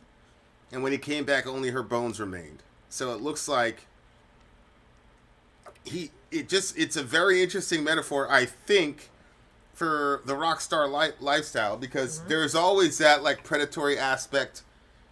You know, that Pantera song that you like with the Cowboys from Hell or whatever. It's like, we're coming to your town, and then, you know, Metallica has those songs. It's like, we're coming to, and it appears that they feel extremely predatory about, you know, the life that they're living, but at the same time, it's a party. And so he woke up from the previous night's reveries, and that girlfriend is gone now. And it could either be that she is a whore in the sense that, hey, I just met you tonight and you're already in bed with me. Or it could be he treated his first girlfriend like a whore because he broke faith with her because they're, you know, he's going around in these parties and all the rest of it. It could go either way. And so now he's on a second relationship, but this next girl functions like the other girl, and he doesn't like it because it's a reminder of the fact that he betrayed her and that she failed. And, you know, she's like, it's a weird situation because he's obviously not over the first one. So he wants something that looks like the other one than the first one. But then but that person reminds him of the other person, and so he's stuck. Right? So and the other thing too is when he said the whole apocalyptic sort of language at the beginning, but also the werewolf thing. Like, a werewolf can't help it. Like, it changes into a werewolf, the moon goes, that's it. I mean, for the record, I don't think it's apocalyptic language. I just think it's the Silent Night plague floats in the air. I think it's just a setup to say that this dude is a werewolf, is what it looks like. Like there's something about the night that changes who he is. Well, as you had said, like, the full moon is what actually changes the werewolf, but he used the red moon thing. So the reason I was going with apocalyptic was there's something world-ending about this behavior pattern that he has, in which when he turns into a werewolf and he goes out for the prey like this, like, it was world-ending, because we were surmising that was what broke her faith, was that he wouldn't stop with these other girls. Yeah, I think. And so it was like sort of world ending in a sense because that woman is gone now. I think the red moon has to do with the fact that the moon changes him into the werewolf, and then because he's so predatory, it's red for the fact that he's going to destroy somebody every night. Now, apocalyptic to me means like world ending, and I don't really see that metaphor carried out for the rest of the song, Well, or even in the first half. when I say world ending, I'm saying relationship ending, because what he had with that girl is gone. Yeah, I mean, it says like thirst for blood and flesh, carrying sweet fragrance. So I think the red there is just the fact that the night is going to end badly for the other person, is what it looks like to me. Okay. And now the second half of the song is he feels bad about what he did, and this other girl is there as a stand-in for the first one that he loved or whatever, and now he feels terrible. The feeling will follow me to the grave. Regrets. Then he says, finally I choose to live inside your prey to see you again. Feel your breath for a moment. I tried to show you the way to join me. Yeah, I think that's What do you think that is? I think that's probably him staying with the second girl only so that he could, project the other girl onto her, is what it looks like to me in a very complex way. Feel your breath for a moment. I tried to show you the way to join me. Like, she's not going to be part of his world. Like, when he was doing all his crazy reverie, whatever it was, like, it doesn't necessarily mean that he killed her, like, physically killed her. But it's clear, like, she's like, I'm not going to be part of your world, bruh. And so he's like... So you think this is girl 1 or girl 2? I think it's girl 2. I think he's saying, like, he's gonna live almost vicariously through girl 2 to experience girl 1, because there's some similarities between the two of them, is what it looks like to me. To see you again, feel your breath for a moment, I try to show you. Babe, this is what's throwing me off. Remember, he leaves, and when he comes back, there's only bones, and there's pictures on the wall. They're cracked and yellowed with time, and then it says, right there, right here. I betrayed her faith. I failed. When I came back, only bones remained. In her hands, a letter with a few words written with her blood. It said, "Find me. I'm one of these whores." So it sounds like she is saying in that thing, like that she's dead, and she's saying, "Find me in one of these whores."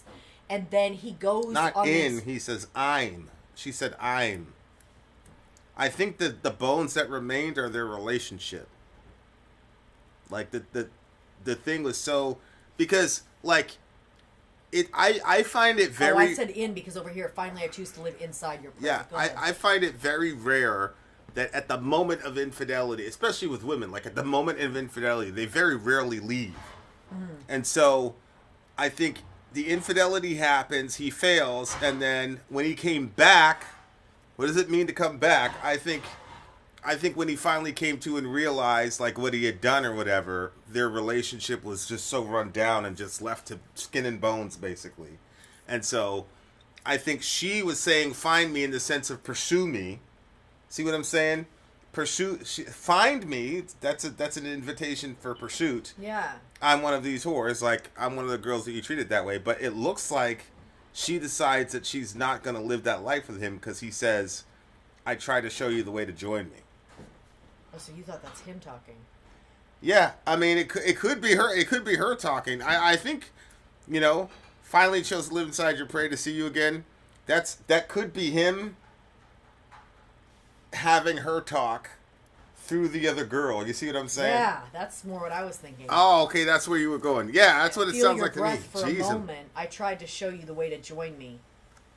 Like, which was among the whores. Yeah. Right? Yeah. Yeah, that makes a lot more sense. Beast of dominant, and yeah, I mean, there you go. I mean, obviously, this has a lot of... This is interesting, though. He ends with a heavy step, leaving his dying prey on the road to redemption, burdensome heart under the red moon's light. So it sounds like, I mean, it was really tragic, but it kind of sounds like he's trying to leave that behind, and he's trying to... Yeah, there's a chiastic structure to it. The problem is, if I'm right about the red moon, it means that he's just going to go back to doing the same thing. Yeah. He's going to go back to being a werewolf, and the night's going to end bloody. You know, and I think, again, like, I think that living as a disciplined rock star is probably the hardest thing in the world to do. Mm-hmm. Shout out to the big homie Joe Biden, by the way. Sori and I are reading a book, subhanAllah. What do you give this song? I'm going to give this song a 9.4. It was a very, very intriguing song to me. Okay, it was absolutely intriguing. Lyrically, I was like, what is going on? Like, there was some crazy... Yeah. But these are some Larry St. Amand lyrics. Fan. Yeah, I wasn't a fan of the vocal style and all of that. And like the cleans, I like the cleans. Like the clean Messa vocal style one, was good. I absolutely turned that one. There's multiple songs on this list that I turned up. I think it was song number 1 and song number 3 I turned up. This one I turned down a bit. I mean, not off. Like, I still listened. It wasn't like sometimes where I go real low and only hear what's coming out of your headphones. Yeah. But yeah, it wasn't my style. And it definitely had a sort of like, I don't know, feel to it. I don't know if that's because I was like reading the lyrics. Definitely spooky. This is one of those bands, like, I want to talk to this guy. Mm-hmm. Like, what the hell was going on with you? Yeah, who is she? Who is this girl? How close were we? Yeah. That type of thing. Hear us! Who are you? Yeah. You weirdo. All right, I need to go over there. Okay, guys, so what did you get the song? Oh, I didn't. What's wrong with you? I mean, I don't know. I can 7.9. Ooh, no, but I really like the lyrics. This is the most engaged with the lyrics I've ever seen you in quite some time. 8.6, I guess, because I really didn't like the sound of it, but the lyrics were fun, you know? All right, Benchy, what did you give it? Nobody knows. All right, guys, commercial break. We shall return. We shall return. More metal on the way. Ben's, what is it? Birthday Beatdown, bitches. That's the wrong one. I'm Ben. I'm sorry. If you would like to get your song reviewed, dear listener, there's the Filthy Capitalist option. As Sori says, 125 gets you straight to the head of the line. You don't have to be a part of the alliance. You don't have to be part of the group. Wait a minute. And the biggest thing is you don't have to wait. You hop, skip, and jump right in front of everybody. 125 gets you there. You do that 3 times, and then get mashed down to the $75 rate for perpetuity. Yes! Also, there is a band review option. So if you've got a band and you're trying to get your band some exposure, hit me up at itsori@gmail.com, and I'll show you the details about how to pull that off. You can also jump on Patreon, and there is a option on the tiers to be able to get your band reviewed. Yep. Obviously, we can't lie to you, so we can't guarantee a positive review.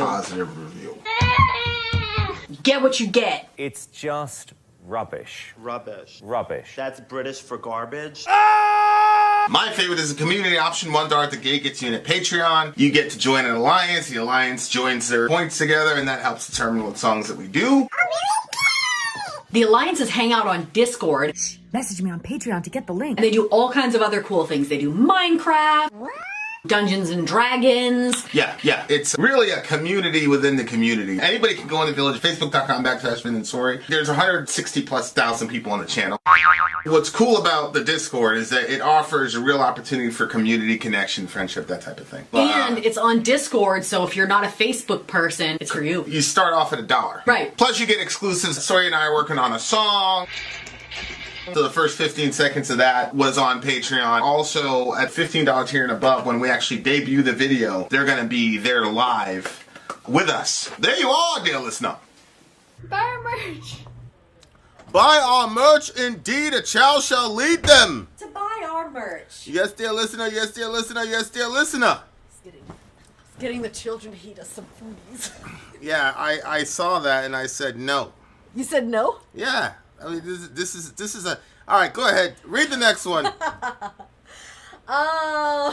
That's funny because you did it from my phone. She's probably so confused. Neil is All psychic.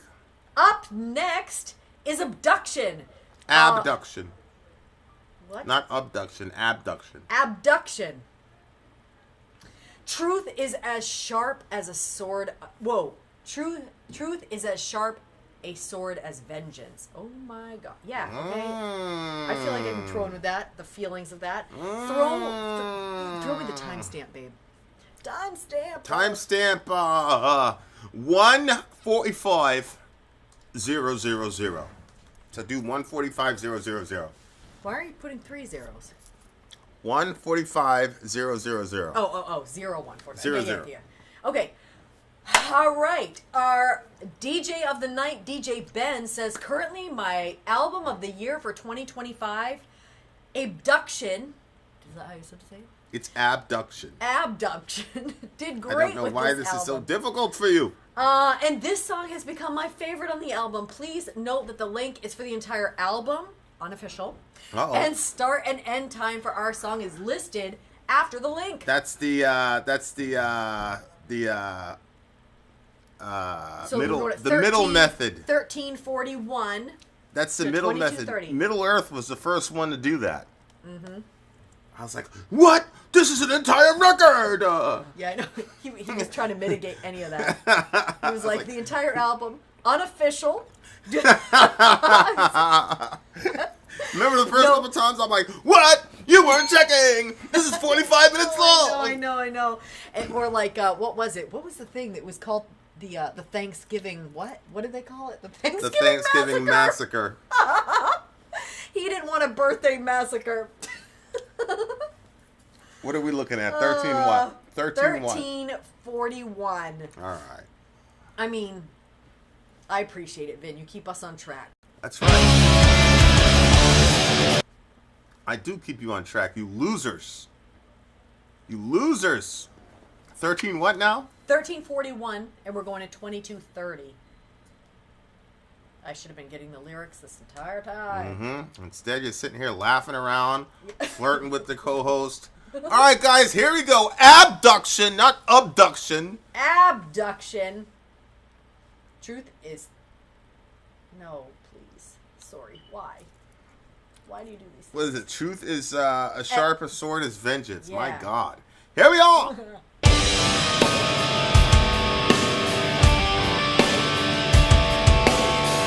How do you describe yourself? As nothing. There is no self. How would you like to be remembered? Doesn't matter. What were your dreams as a child? Nightmares.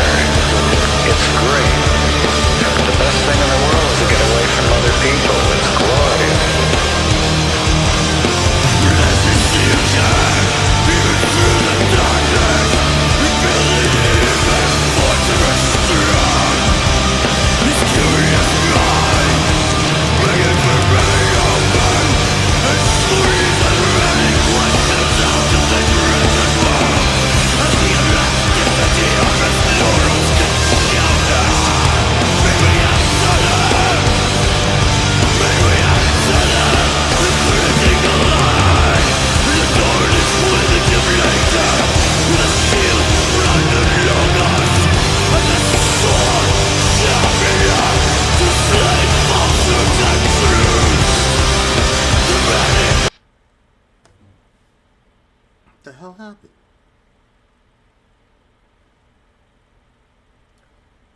You're going to 2230. Can't be there yet, though.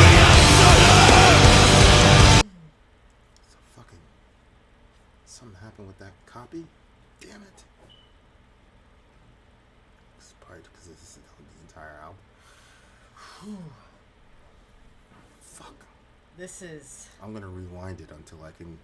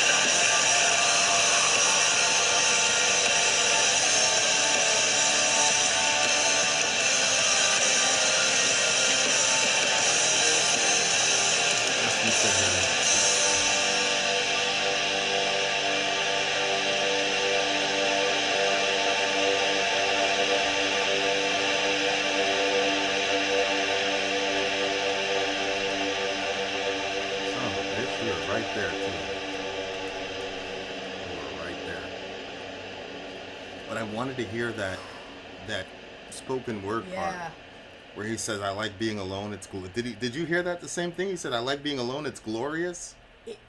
Well, no, I heard some of it. Is that on there? I thought it was this part, but I don't know. There's a guy that's talking.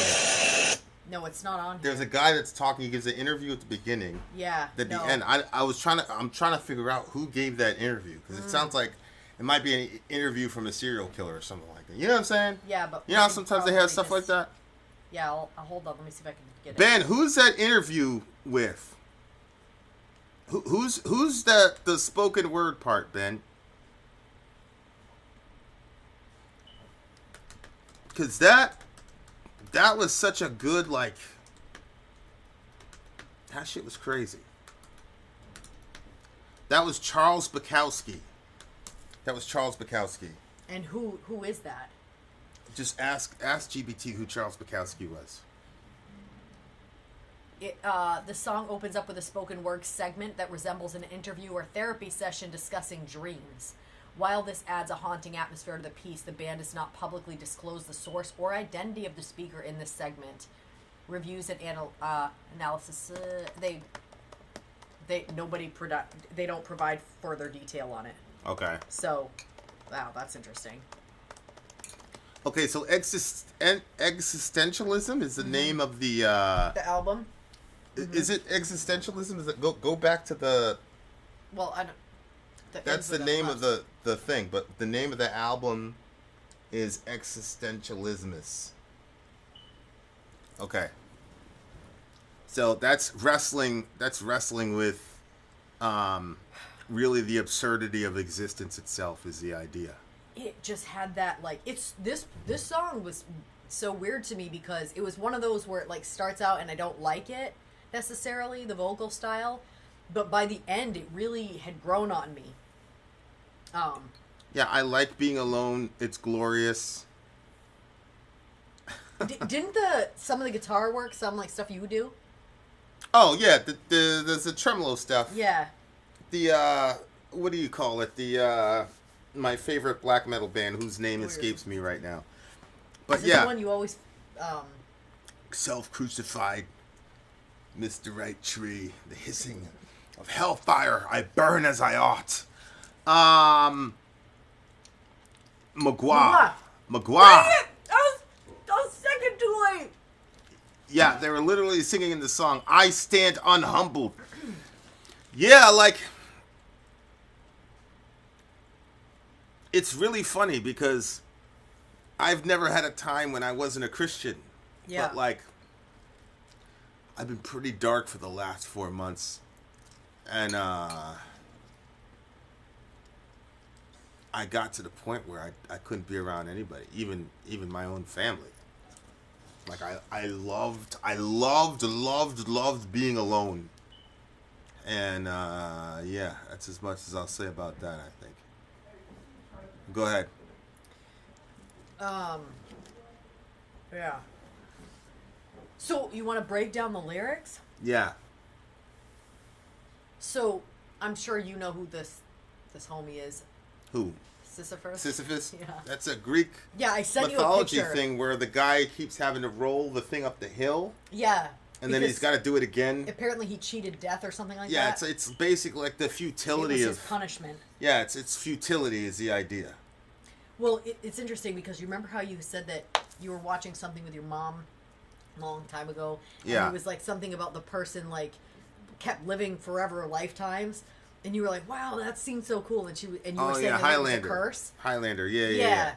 And so it sort of had that like he cheated death, but then his punishment was that he had to do this over and over. He had to push this right. Yeah, I think that was just like the Sisyphus myth is sort of like the.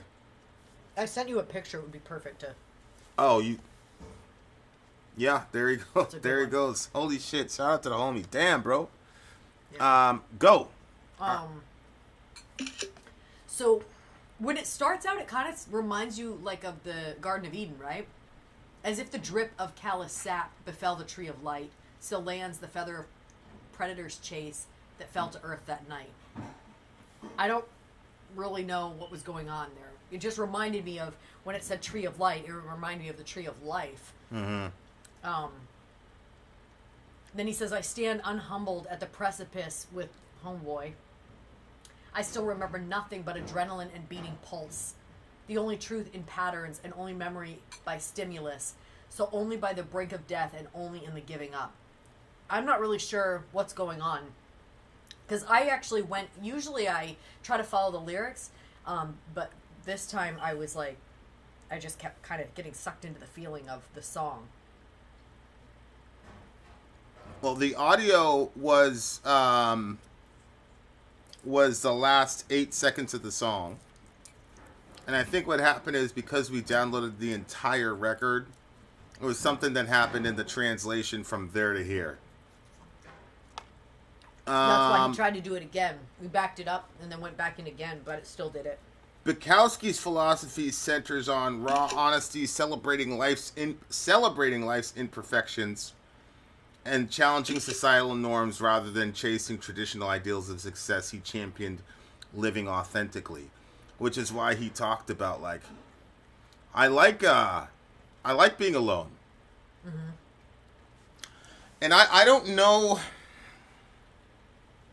See, here's the thing. He likes being alone, yet he's a philosopher, which means I'm sure he's got a corpus somewhere of things that he's written.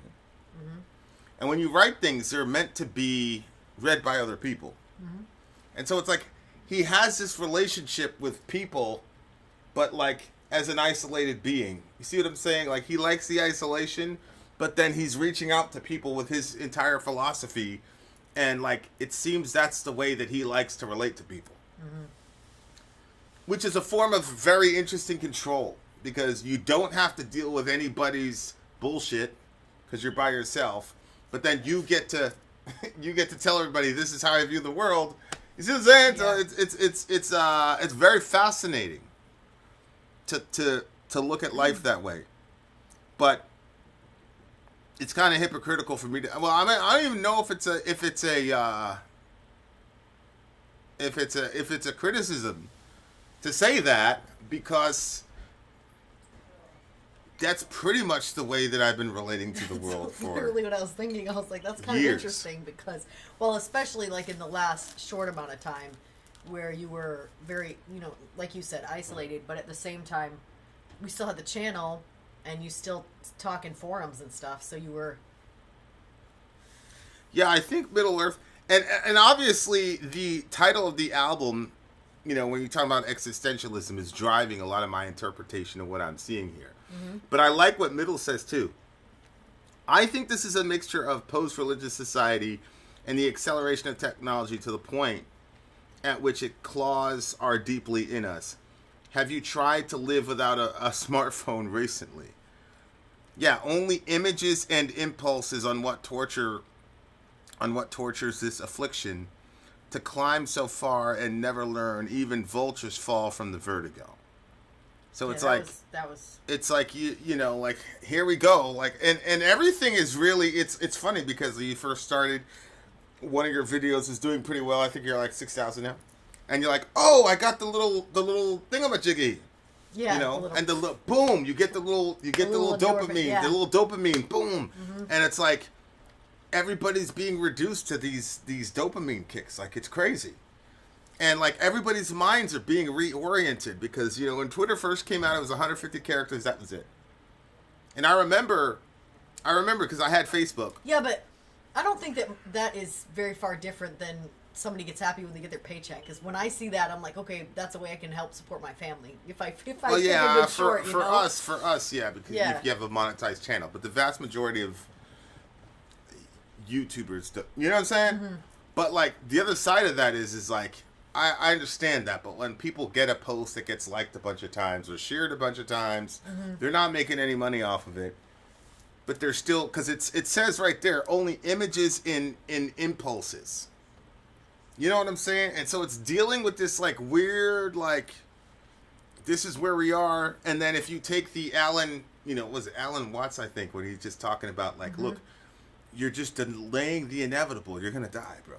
And he has that line where he talks about the terrifying reality of time. The deepest secret ever growing, ever present, ever knowing. Nightshade waits, and in its wake, the terrifying reality of time. Mm-hmm. I think it was Alan Watts. There was this, I don't know if it was Watts or not. It was Alan something. And there was this YouTube video I watched like years ago. It was like the most terrifying and depressing philosopher ever. And he was... all of his stuff that I've heard hasn't been depressing, though. Well, he was a real existentialist, and he was truly wrestling with the conflict of existence itself, because it's like we were just watching a show as a whole family, and this guy saves the life of this guy at the beginning of the season. He saves this guy's life, and then the guy ends up dying, and it's like, oh man, but then they all end up dying, and the guy runs into his dad, and he goes, am I dead? And the dad goes, everybody dies, son. So it's like, well, then what was the point of... You see what I'm saying? And so, like, us, because we've got a theological framework, for death, not only that there's going to be an afterlife, but why we die in the first place. And then why we don't like death. That's the other thing. It is like there's a lot of questions that I think existentialists are not asking. Why are we upset about death? Why do we keep wanting to live? Yeah. Why are we the only animal that knows we're going to die? First of all, how do you know that? I was going to say, how would we know that? That's No. what. I don't know. This song. So Because that doesn't. Well, I mean, I guess maybe. Like, why do animals have fear of us? But if they're around healthy, like, kind environments, they're not. Doesn't that mean that there's a fear of? Well, I don't know saying? if they're afraid of us. You know, I'm saying, like, the current wisdom is that they're reacting on instinct, not the emotion that we call fear. yeah, but if you have the reindeer at Santa's village, they're sitting around getting fed by people, not running around fearful at all. But the ones that are in the forest that also get shot at, Well, or their buddies get shot at. that's because they're domesticated. Like we superimposed our will over their instinct. But for me, it's like the fires of incantation, 10,000 years ablaze, ringing knells of desperation, the wisdom in the flames. It's like there's a strain of this in Ecclesiastes where the writer just says the foolish and the wicked both die. Yeah. You know what I'm saying? It's like, and so like all this striving and chasing after the wind. The foolish and the wicked, or the foolish and the wise? Yeah, the foolish and the wise. Sorry, the foolish and the wise both die, according to the author of Ecclesiastes. And so it's this very, very dark understanding that everybody's going to end in death, and it's like, okay, you delayed the inevitable, you know. And for us, because we have Christ and we have an entire framework, it makes sense to a degree. But then it also makes sense that if we don't have that, and if that is not real, it would then make sense that we would create all these things like Twitter and Facebook and all these things to give us a distraction from the very real, you know, from the what do you call it? From the understanding. The that our terrifying lives- reality of time. Yeah. That's, to me, that's the program. We've got the timestamp for all the previous songs, right? Mm-hmm. Okay, you'll see them. They're there. You're gonna see them pop up. Don't worry, Ben. But to me, that right there is the programmatic line right there. When he talks about the terrifying reality of time, the deepest secret ever growing. What is this deep secret? Everybody's going to die. Yeah. And it's like, it's fascinating because we're pro-life. So the minute the sperm hits the egg, it's alive. But the minute that happens, the clock is starting on the death of that thing. It's just a fact, right? And so, like, I'm so mad that, is it Alan Watts is the philosopher there? Alan Watts is the one that, yeah. But it's like... But I will say, when I looked in the comment section of his video, people were saying, this is not the real Alan Watts. This is AI generated, because I guess his philosophies were a little different than what I was listening. So he probably is more, you know, dismal, as you're saying. Yeah. And like, it is that secret, and it's that knowledge that everybody has that nobody's speaking to. Yeah. And I find it very interesting that of all the major religions, our symbol is an instrument of death. Mm-hmm. You know, Islam, it's basically the moon and the star. Judaism, it's the Star of David or whatever. I don't know if that's Judaism. I don't know if that's Judaism. I don't know if that's Judaism or Israel. Yeah. But our religious symbol is an instrument of death. Mm-hmm. And so it's fascinating, because why didn't we choose, you know, an empty tomb or something like that for the dominating symbol of our religion? Yeah. And I think the reason for that is because the general resurrection, the resurrection of all of us, hasn't happened yet. And currently where we're at in the timeline is that death is the ultimate reality. And so our religion is saying, look it right in the face, bruh. Look it in the face. Look death in the face. And so we've got a cross as our symbol. That's true. Now's the time for the carrying of the cross, not the... Yeah, now's the time to suffer and die. Yeah. But we can do that because we know that a resurrection is happening, and one day we will put the cross away, right? But as it is now, our religion is telling us, look death in the face, and on top of the death, look suffering in the face, because it's not like Jesus was they didn't put him to sleep. Yeah.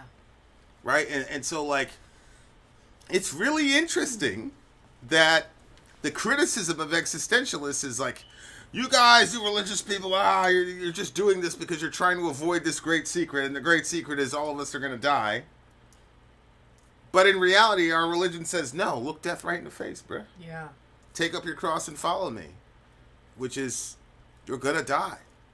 Anybody that had that beam strapped to his arms as they were walking uphill, you were not coming back home, bruh. So it's very, very fascinating. The existentialists, they almost seem frustrated with humanity for distracting themselves and telling themselves fables as to why this life means anything. They're almost angry at them for it. And it's, go ahead, you look like you understand why they would be angry. Well, I mean, it's, I don't believe like they do, but like I hit a pretty dark spot myself, and when I was in that spot, like, people's optimism or whatever was just really just grated on me.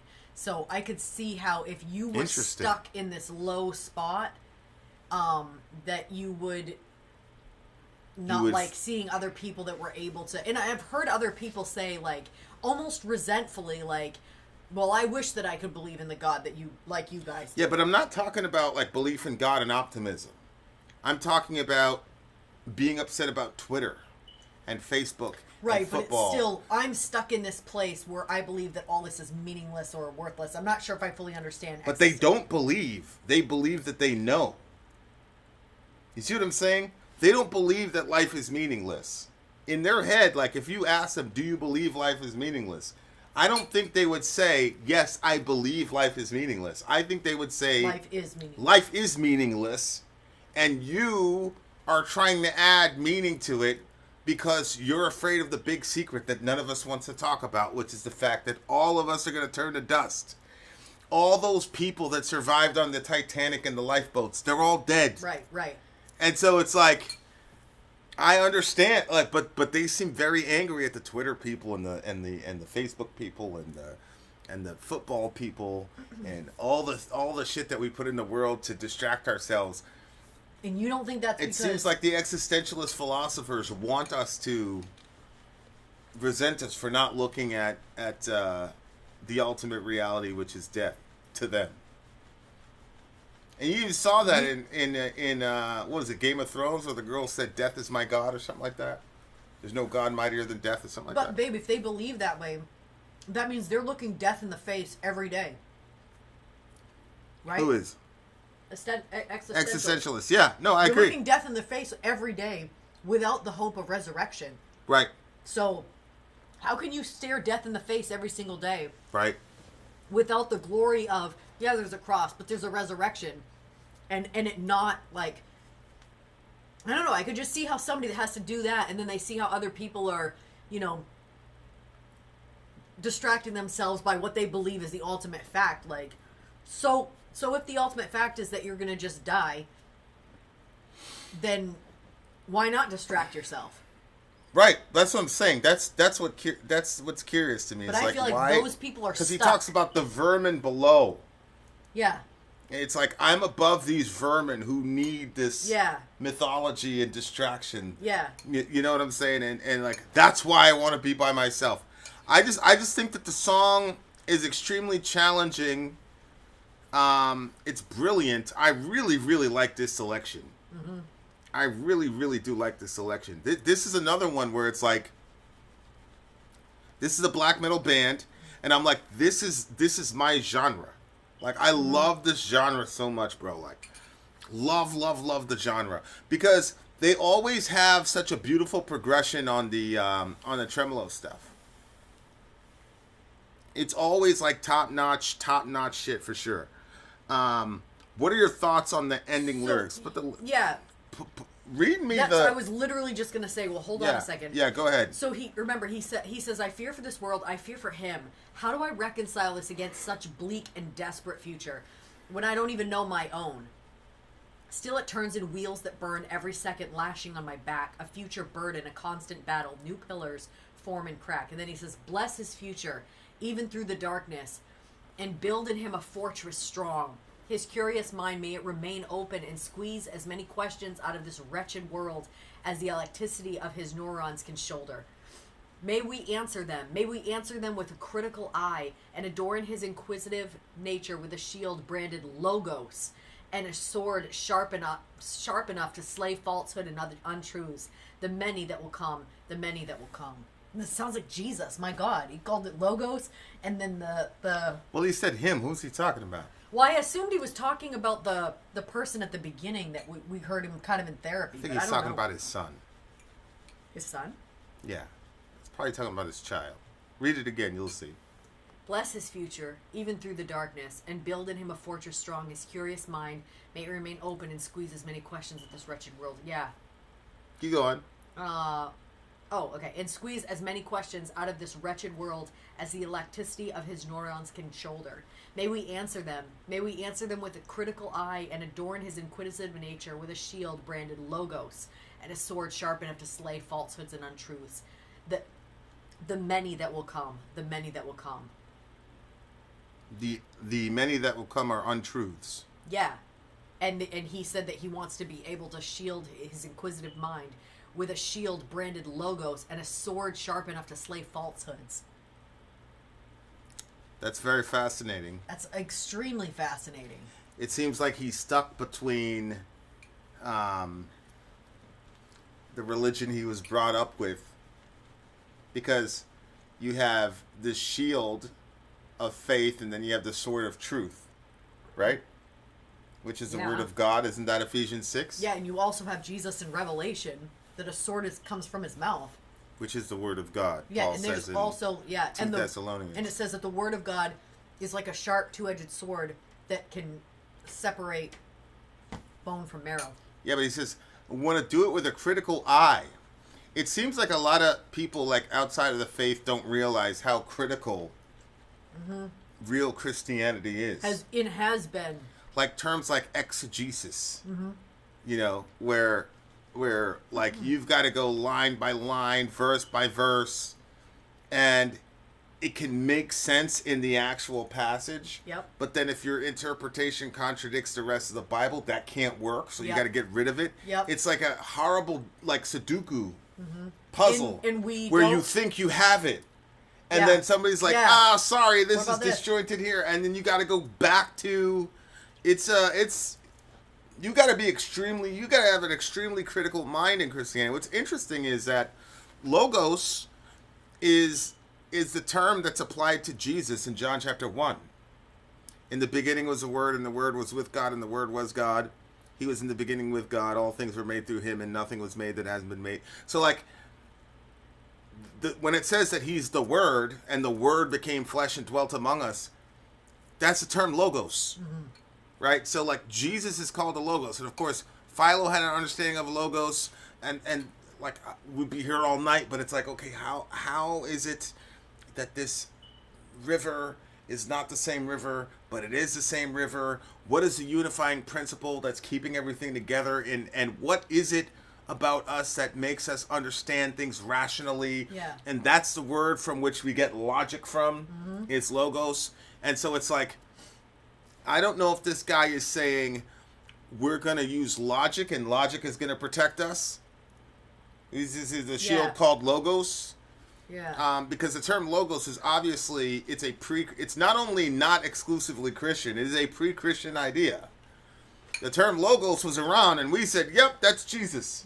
You see what I'm saying? And so I don't know if he's saying that logos is logic and wisdom and rationality, the rational side of the human being, the human animal, and he's going to be protected that way so that he can deal with the truth. But again, if existentialism, but see, he says, I don't know what my future is. Yeah. So he's not like a complete dyed-in-the-wool. I believe that I'm going to turn into everything's just going to be black. He's not saying that. He's saying I don't know what my future is, but I've got a kid, and I want to stretch him as far as the elasticity of his neurons will allow. And so like he's got a hopeful, but at the same time cautious understanding of the future that he wants to give to his child. Yeah. And that's one of the reasons I'm always like, have children. Because you will be ruthless to yourself and your philosophy. But then when you have children, you don't want to impose that burden on them. Like, I got a friend right now, and he's like, oh, it's not on... And I'm sure, you know, he thought he was being very poetic because he's an author. He's like, it's not until you realize that everybody's meaningless that you realize that you assign the only meaning to people and blah, blah, blah, blah, blah. And I'm just like, this is ridiculous. Oh It's like, you don't believe that. You don't believe that about your daughter and your wife and you don't even believe that about your dog. You know, and so it's like, you would never tell your child that. You're meaningless, and the only reason that I assign meaning to you is philosophical fiction. And the reality is that you and I are here to progenate genes, because, as the man said, life will find a way. And so the entire function, there's an evolutionary function to the concept of meaning in the first place, is that which encourages us to pass on genes. Like, ridiculous. But when you have kids, and when you see that little baby, or when the kid counts to 100 and he's like, yay, and you see or when the boys decide to ride bikes, together finally. Yeah. Or Senny was here a couple days ago. Hi, people. Like, intuitively that there's something else going on here. Yeah. And so it's like, that's one of the tragedies, I think, of the modern age. I'm not even talking about the pro-life understanding. I'm just talking about, like, people think that life is about them. And it's like, okay, I'm going to be here for 4 days and 38 seconds, so let me have as much fun as possible. And the kids are just a burden, and they're going to get in the way of all this. And it's like, no, like, you need them. Because they will deliver you from your insanity. Yeah. Yeah. Because I promise you, if this guy, I'm assuming he's talking about his kid. If it wasn't for his kid. No, I go ahead. If it wasn't for his kid, I think you can hold on to that crazy philosophy and you can hold on to all that. But when that little bundle of neurons and skin and bone and cells and mitochondria, whatever you want to say that your child is, because you want to be a physicalist and say that the physical world is the only reality. But when you look down at that thing, and all it does is poop, pee, and cry, but you have so much meaning wrapped up, so much of yourself and your wife and all this is wrapped up into this being that can do absolutely nothing for itself. All that becomes just complete bullshit, and it becomes very, very difficult to hold on to that ideology. But I don't think your baby is enough to convince you. And that's why he says, I don't know what my future is going to be. Yeah. But he's like, I'm going to give you the best thing I possibly can, but I'm going to insulate you with rationality and logic. And I truly and firmly believe that if a person follows the logos to its logical end, you will meet Christ. That's what I believe. So, yeah, man, go for it. Yeah, go for it. Go for the logos. Go for it. Because you'll find it. All right. I think, like, one other thing about the whole, like, having kids thing is, like, for me, I'm more bent toward judgment and condemnation. So I guess judgment for other people, condemnation for myself. And when you have your kids, like, one of my kids he's more conscious of not wanting to do the wrong thing. Like, if, I think, kids find themselves, being a bully sometimes, or not listening and breaking the rules or whatever. And, he said to me the other night before he was going to bed, I was like, all right, you want some prayer? Come over here. And so I prayed for him, and he said, pray that I'll never be bad ever again. And it's unrealistic for him. So I'm not going to, let him believe that there's a possibility that he could ever not be bad, because we can't, we're human beings. And so, like, in that moment, like, my heart was just like, oh, because I knew, like, the sincerity of his heart, that he doesn't want to keep doing the things that are wrong, but then he keeps finding himself doing them. Mm-hmm. And so, like, it's in those moments when you want to give them, you don't want to give them necessarily what you give yourself. Like, you might condemn yourself and then look away, so far away from the things that you do or whatever, but not with them. Like, you want to make sure that they have the truth, as close to the truth as possible, because you know that the truth has the power to set people free. And so it's just, having kids, it just, like, I feel for this guy. Once you pointed out, I definitely thought, yeah. And I just want to read this other part too. He says, the ever-present, ever-growing, deepest secret, never knowing, nightshade waits, and in its wake, the terrifying reality of time. That was so beautifully written. That's what I'm saying. Yeah, it was just, wow. That man is talented as fuck. Mm-hmm. So shout out to him. Prayers for you, prayers for your family and for your kid, and that you will know. And there's a knowing that we can have now. And then, Corinthians says that we will know even as we are known. For now we see in a glass dimly, but then we will, we'll know.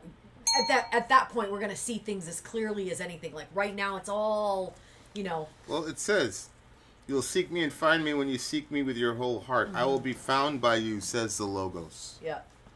Yep.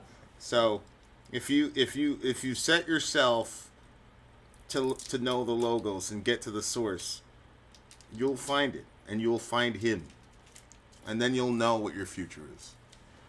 9.8 for me. This was a bang up song. It was black metal. It was crazy. It was lyrical. Damn. It was honest too. Very honest. Very, very honest. You said 9.8? Mm-hmm. I'll match it. I'm gonna match it. Tony's still out here alone riding. Gang, gang, gang. Good to see you, baby. Good to see ya. All right, guys, we got another song for you. I think you've probably heard of this band before. Perhaps. The name of the band is... Can you give me timestamp? Judas Priest. Timestamp is 2:42:20. Do 2:42:20. All right. Judas Priest is the name of the band. The name of the song is... Spectre. Spectre. DJ Ben says, when the album Firepower came out in 2018, I was so happy. This was like the second coming of the Painkiller album to me. Stellar album, track 10, Spectre. Did he just invoke Painkiller? Okay, and I also want to say, he said this was like the second coming of the Painkiller album to him. Let me find out. So were you around when Painkiller album first came out? Let me find out. All right. I don't know why guys. that poll isn't working. Here we go. I'll just do a separate one. You should have done a poll instead of a QA. That's what I'm going to do. That's why you did a QA instead of a poll. This song is not like Painkiller, but it is reminiscent of Painkiller to some degree. All right, here we go. Judas Priest, Spectre. Do you have the lyrics? On the way. I'll do the poll after. Let me see here. Judas Priest. All right, lyrics. Ready? Incoming, and Judas Priest. Let's go.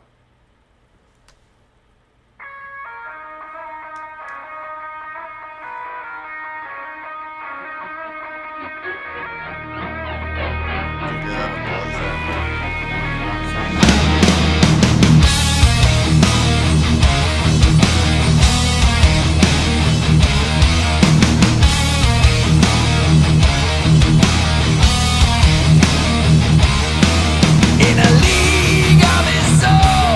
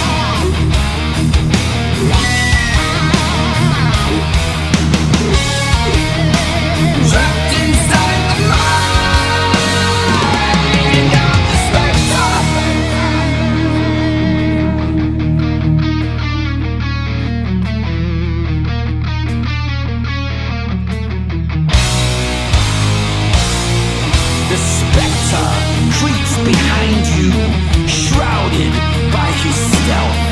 Ignore him at your peril. He kills till he himself.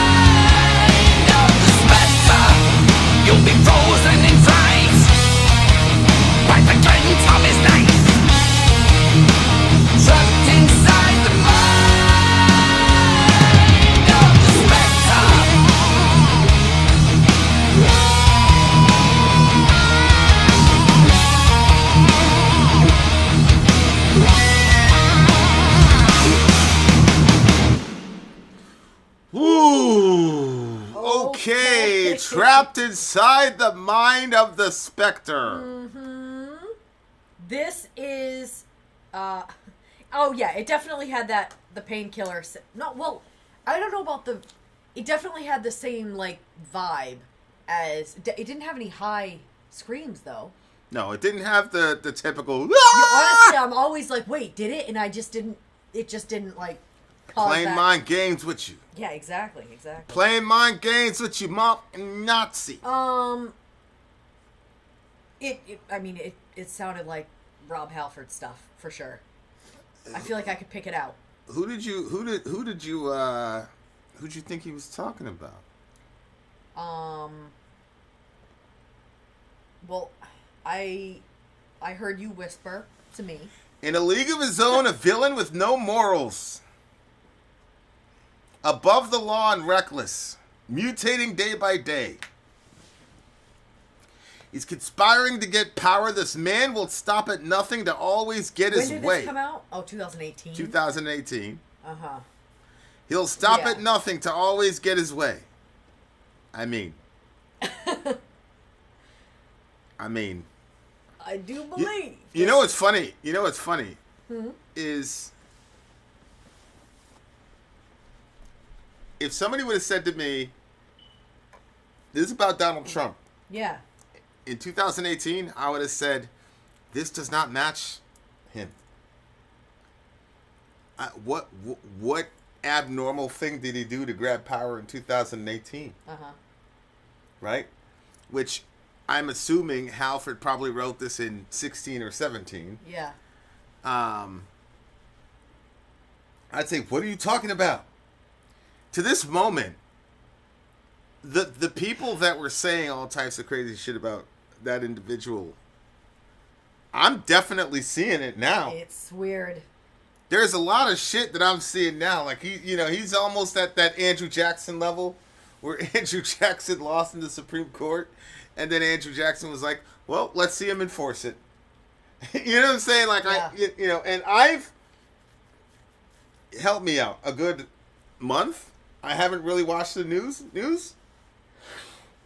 Like well, I my listen. sense of time is terrible. I would have said 2 weeks, but it's probably been a month. 2 weeks since. Yeah, you know. I mean.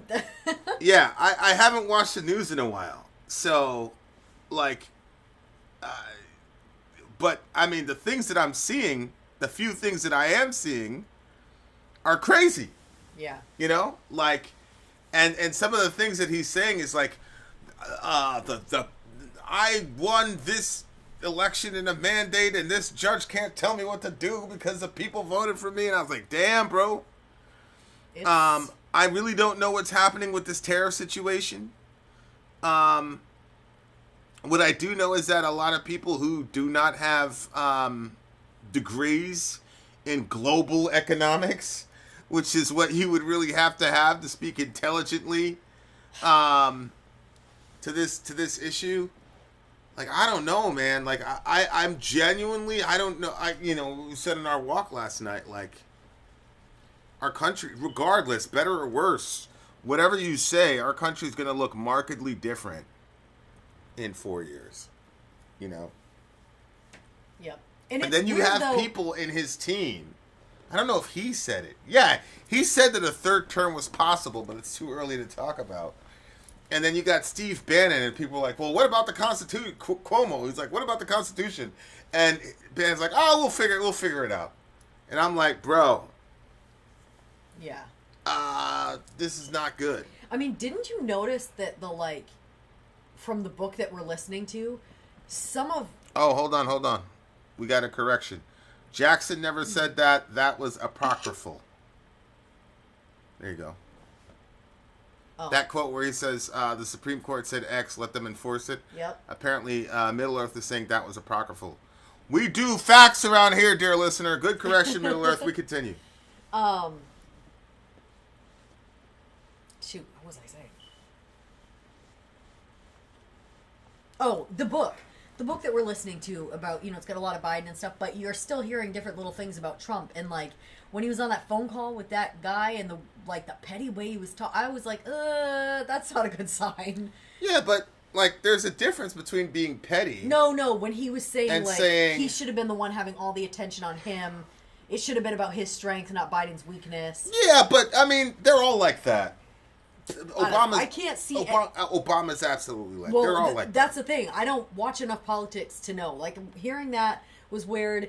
Watching that video with him and Zelensky, and he had that golden book that said Trump on it. I don't know what's going on. God, yeah. And he's got these golden tickets. He paid $5 million. Like, what are the golden tickets for?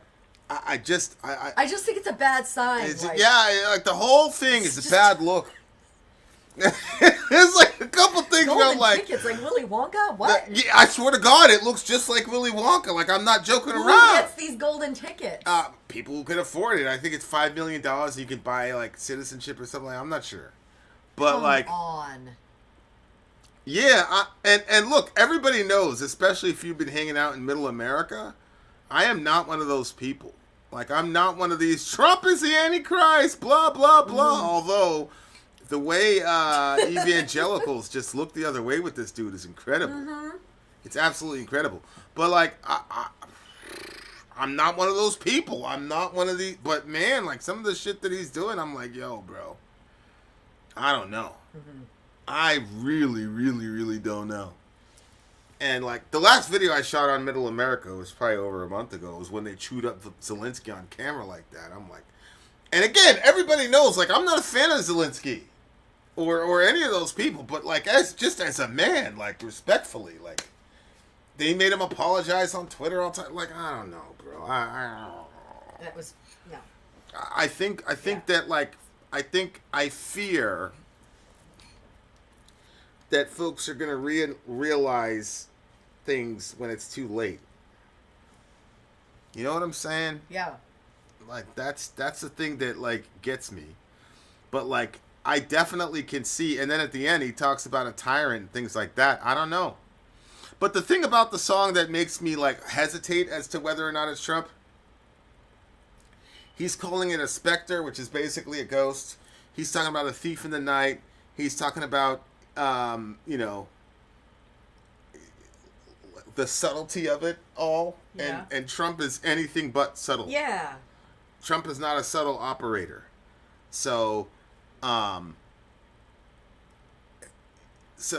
the only thing where I'm like, maybe he's not talking about Trump. Maybe he's talking about somebody behind Trump pulling the strings, or maybe he's talking about MAGA-ism, because it did seem like MAGA-ism was like a specific kind of person, 48 to 70, watches Fox News religiously, but there's an entire youth contingent of MAGA-ism that none of us saw happening. And so I've got a child that's caught up in it. You know what I'm saying? Like, and we have these like I texted him today. I'm like, yo, bro, your man's fucked up with the with the tariff thing, man. Yeah. And he says to me, we're gonna get that chump in Canada about to bend the knee or whatever. It's just like, oh my god. Like, I mean, I don't know. Maybe they're right. Maybe it'll happen. Like I said, I'm not an economist. I'm not a global economist. I don't know. But it just seems to me like, he showed up and he's like, all these executive orders going after trans people. I'm like, I don't know, bro. Like, spiking the football and these Houthis. Like, I don't know.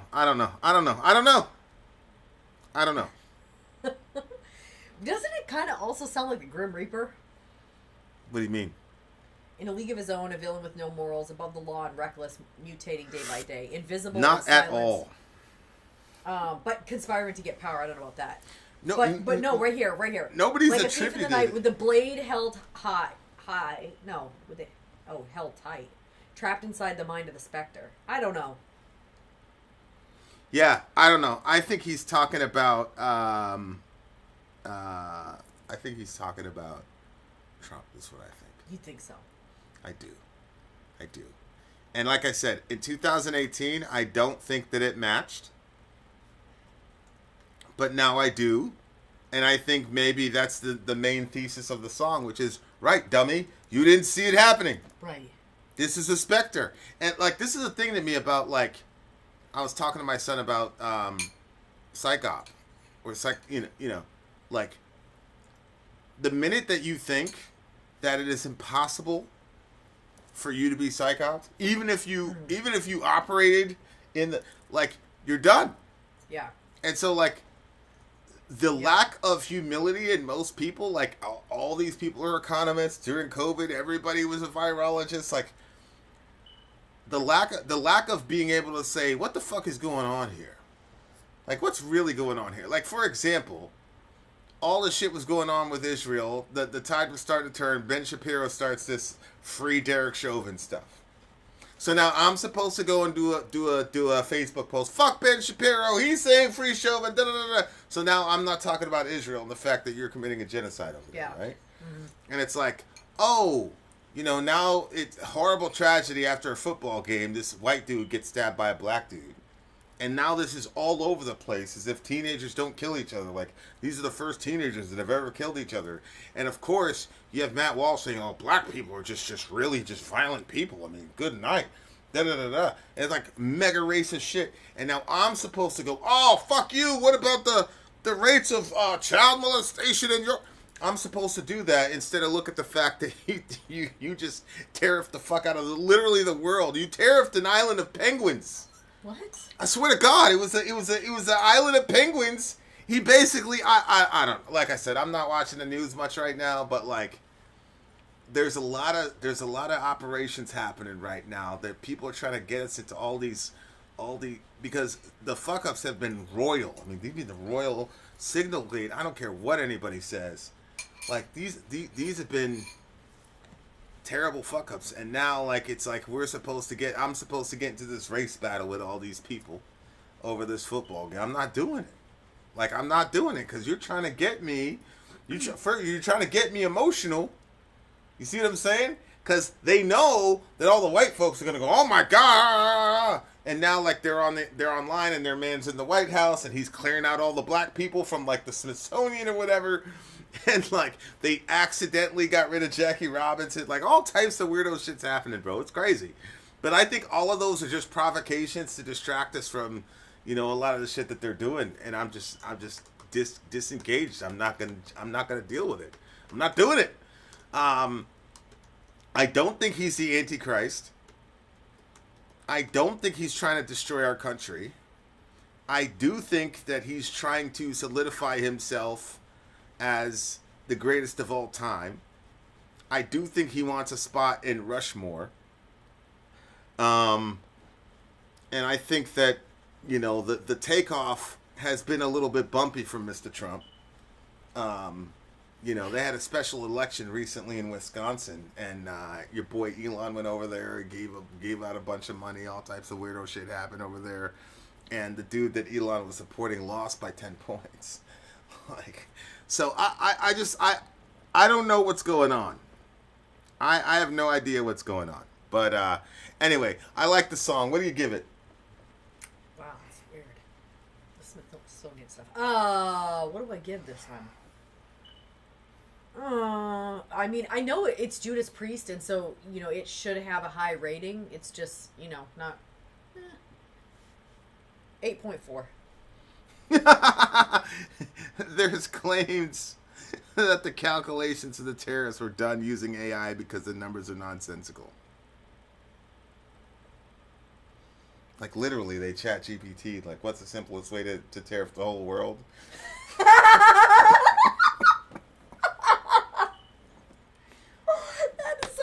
Sounding.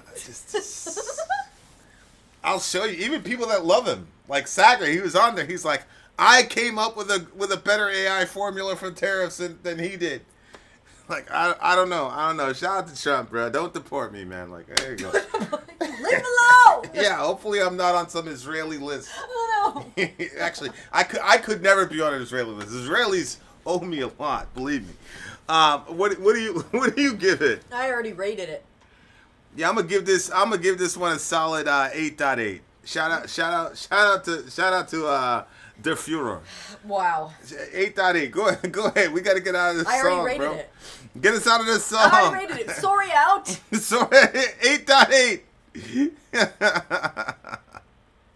All right. Amy's trying to stay my friend. That's good, Amy. That's good. All right. We have a few bonus songs because it is this man's birthday. We got 2 more bonus songs for you beautiful people. Go ahead. Tell the people what they've won. I thought he wanted us to do it like an encore.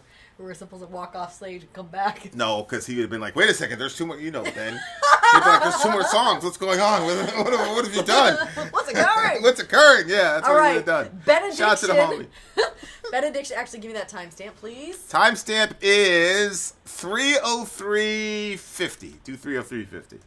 All right. Benediction in the Dread of the Night. He said, I forgot when Benediction's new album... Hey, can you go to the timestamp part so you know where you're supposed to be? 29:30, okay? He said, I had forgot when Benediction's new album was supposed to drop. It was yesterday, and it's a bona fide banger. Banger! We'll end the night similar to how we started, heavy. Please note this is from an unofficial full album stream, and start and end time is listed after the link I gave.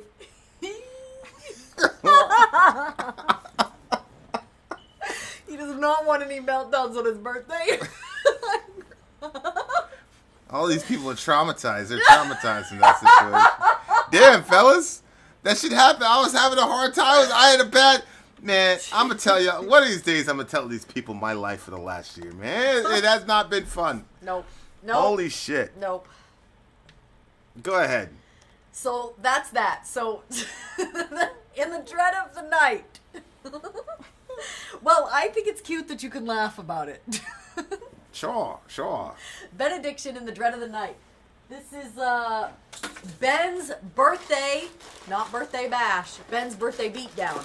And I'm going to eat some Teddy Grahams while I'm waiting for Vin to throw that timestamp up there. Okay, it's going to be... Hold on. I hope this is the right...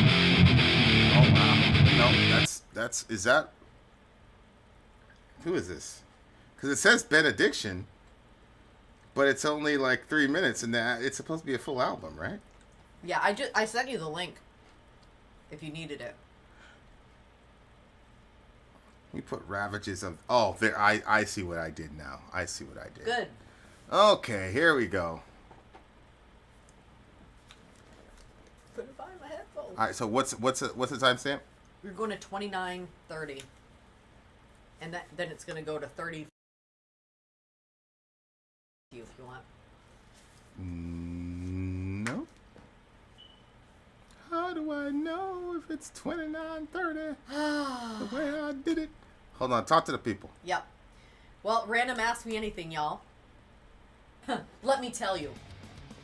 If you have an Aldi by you, these are Teddy Grahams. Not as good. Not as good. But there are Teddy Grahams that they sell at Aldi. They're unbelievable. And if you get their ice cream that they have over there, the vanilla one, and you mix that together, like throw some Teddy Grahams into the top. Not the real Teddy Grahams. These are not as good. Let me repeat that. It's the Aldi brand. They come in individual little packages. One package fits a nice ice cream very nicely. It's like having an Oreo mix-in. It's very delicious. Oh my God, you're the worst. What? Because I enjoy my foodies? Yeah. Well, I've never seen a woman that looks like you enjoy food that much. Ridiculous. You should just thank the Most High for your DNA, I swear to God. Talk to the people. Thank you, Lord. You thank him. People have hated you over your physique and the way you were eating. Also true. Also true. You hating ass motherfuckers. Our children are really set up. I agree with you on that one. It was so cute because they were riding on the bike together today. Hold on. It's the 5-year-old and the 4-year-old. That is a badass. Hold on. Before we do this, I want to show you guys this album art. Because I think it's badass. Look at this album art. Mm-hmm. Over the maze, too. The labyrinth. Look at that. Demonic. Agree, but I really, it was very eye-catching for me, okay? Maybe it's a little bit demonic, all right? But, you know, this is metal. It's heavy metal. Talk to the people. Well, I'm still getting... Ben's ignoring me. He's not ignoring No, you. he is. He absolutely is. I told him, give me 5 or 6 different ages to use on the poll. One should be your real age, LOL. That was 20 minutes ago. Maybe he doesn't want to. That's what I believe is happening here. But Okay. it still comes down to I'm being ignored. You should say, I'm not doing that game. And then I would just make up a bunch of numbers myself.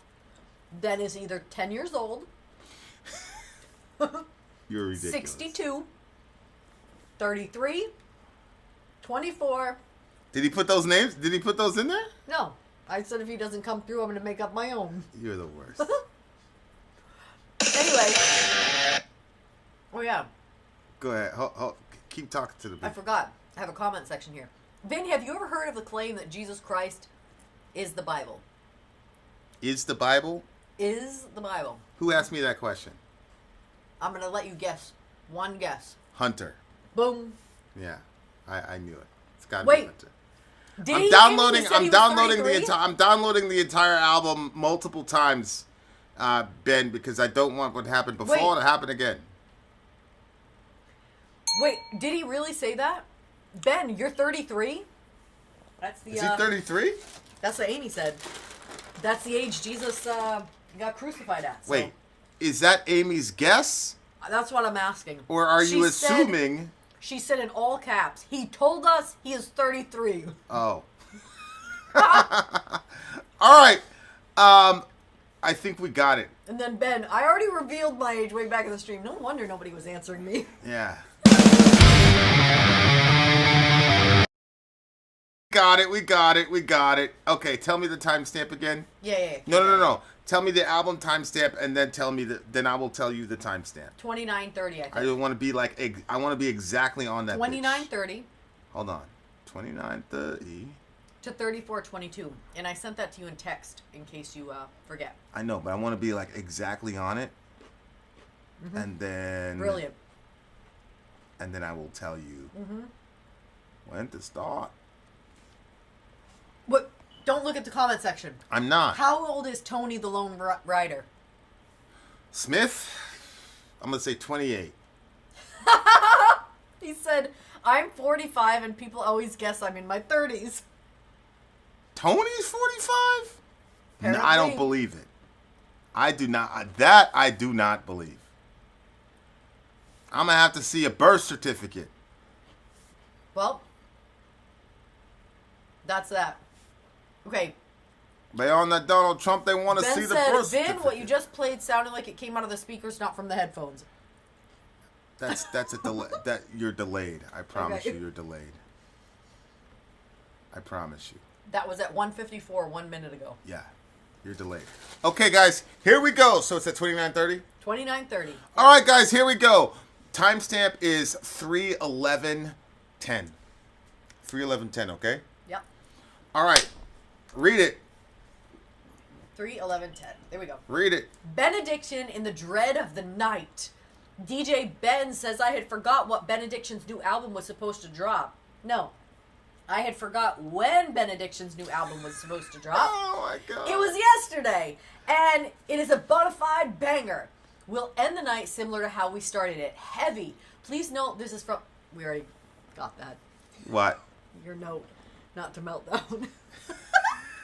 You read it again, though. Oh, well, all right.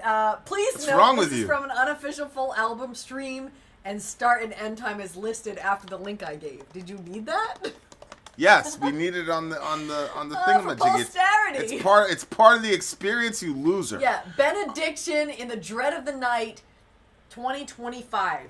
Let's go. All right, let's go now. There it is.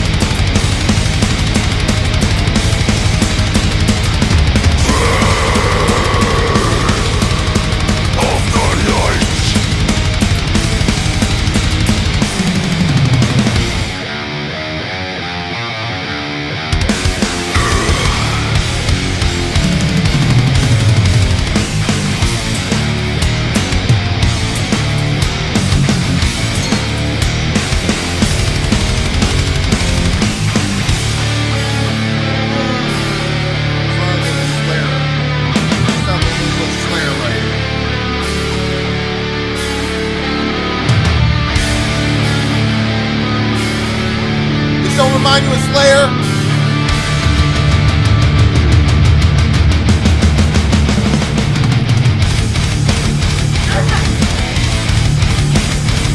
Yes, Pinky! When the mindless undead march, when hell I'm sorry! We gotta do that again! We gotta do that again! I'm sorry! Ben, forgive me, brother! Forgive me! Turn that shit up, hell yeah!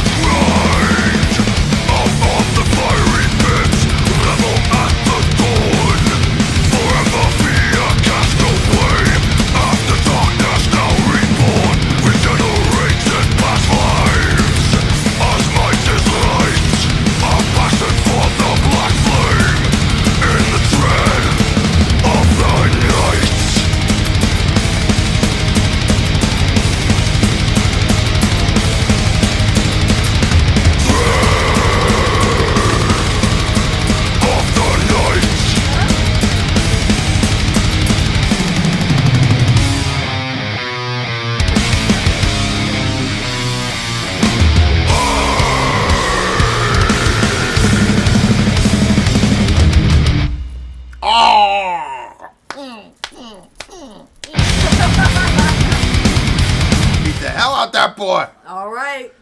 I don't know what the fuck he was saying, but I really, really like that guitar I work, like the bro. way he was saying it. That's the type of guitar shit I like. If it's melodic, anything that's melodic, it's the black metal shit, the tremolo shit. But anything that I play that's heavy, that's what I play. Knuckle dragger. Same build up and everything. Oh, I love it. Okay. Let's look at some of the words. Shout out to Benediction. That build up was very Slayer-like though. That was very Slayer-like. I don't care what nobody say. It sounded very, very Slayer-like to me, which is a compliment. Damn it. We continue. A darkness envelops within fire to Look at quench. Hunter. Vin is easy to appease. You got that Obama. Remember that picture of Obama? Shout out to Obama. You are also crazy, bro. All right, we continue. Go ahead.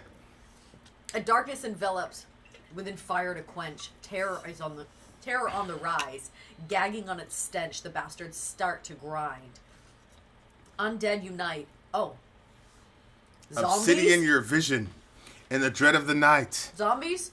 Undead, yeah. Out of the fiery pit, revel at the dawn, forever cast away after darkness, now reborn. Regenerated past lives as might is right, a passion for the black flame in the dread of night. Kind to those deservings. Oh, interesting. Kind to those deserving, no ingrates to waste. An overriding vengeance, cold to taste. Crushing lies and falsehoods hate. Proud to keep adamantine gates. What's that mean, adamantine? I don't know. Adamantine? It sounds like adamantium. It's probably some form of steel. Oh, that's right. I forgot you can... Some form of, like, overcoming steel. Adamantine gates. What is it? It's chains. Unbreakable chains. Unbreakable chains. There you go. You know how I knew? How? Because Wolverine has adamantium claws. Okay, so you can't say, why would I know what the flag of Turkey looks like? If you I knew never that. said, why would I know what the flag of Turkey like? I'm very, very familiar with that flag. Or whatever I said, thing why it would I was. know what the flag of Germany looks like? But I did know it because the flag of Germany is extremely... To me, the German flag is one of the best flags ever. Like the color scheme of the German flag, and then they got the dragony thing. I think it's great. Okay. Oh. Comic book nerd! Hey, song snob in this bitch! Yes. Yes. Born of fire, not of spite, in the dread of night. Out of the fire pit, revel at dawn, forever cast away. Okay, so this is just about zombies. Daunting odds to not deter the black dog's open jaws, a surgeon's lance to slice the vein of a litany of callous horrors. Holy shit. Terror doesn't make you cruel. Fear can make you kind. Fear can make you kind? What was the beginning of that? Terror doesn't make you cruel. Fear can make you kind. I think he means terror doesn't necessarily make you cruel. We used to have a line in the hood, a scared nigga will kill you. Yeah, I feel like no, fear is like the... I don't... Go ahead, I don't share. agree with it. I just don't think that it's true, because I think that fearful people or fearful ideologies end up killing people or harming other people because you're reacting from fear, not off logic or, because you know what? Fear creates its own sense of logic. So I don't. But that's why I added the term necessarily. Fear doesn't necessarily make you cruel. Yeah. And I'm very big on it's actually a stoic principle, which is control what you can control. And I think everybody wants to let themselves off the hook and say, well, I was scared, so that's why I'm so unkind. And I think the song is saying, well, you don't necessarily have to be that way. It's interesting because it's interspersed with a lot of this like zombie stuff, which seems like run-of-the-mill zombie mythology, but they are still saying some shit. Like they were talking about being kind to those who are deserving, which is a very interesting idea. Kind to those deserving. Okay. Because how do you what does kindness mean to you? Like a softness that considers the feelings of somebody else over your own. Yeah, to me that phrase is backwards. Kindness to those who are deserving. I mean, shouldn't the default be kindness and then unkindness to be to those who are deserving? You see what I'm saying? Yeah. Kindness should be the default. You should not have to earn kindness. Like, you should just be kind in general. And if you're going to be unkind to somebody, they better earn that shit. So, like, to me, that's an inverted phrase. You see what I'm saying? Yeah, I do. Where we're like, but again, they're zombies, so, you know, maybe their logic is completely flipped because they just came out of hell or whatever. They came out of a fiery pit. See right there? Yeah. Out of the fiery pit. So, you know, yeah. That's the logic of hell, is that you're kind to people who deserve it. You make people earn kindness. When in reality, the default should be kindness. But yeah, I like that. I like that line. Kindness is doing what's best for someone, even if it hurts for the moment. That's a good one, Nathan. That's a good one. I think that... Go ahead, what were you saying? I was just thinking about what he said. I like that line, though. Fear can make you kind. Because... even if it hurts them for the moment. Fear can make you kind in the sense that... Well, one in a negative sense. Because, like... Let's say somebody's talking shit to you, right? Right? And then somebody shows up who looks like they're going to hurt that person for talking shit to you. All of a sudden, they get kind. Mm-hmm. Like, we had a situation with a dude with a dog. Yep. And he kept not picking shit up. Like, literally not picking shit up. And so somebody went to talk to the homie. And now he picks his shit up all the time. And my kids aren't running around in dog shit all the time. Mm-hmm. You know? So, in that sense... Fear made him kind. No, it's just crazy. That's such a because that same person was working on their vehicle and didn't have, or at least from my angle, didn't look like they had the proper things to prop up the vehicle, and I was afraid that it was gonna just fall on these two people. And I was going by with all of my kids, and I was like, ugh, when I saw it. Yeah. And then, but then I realized there was the safety stuff. So anyway, I kept walking.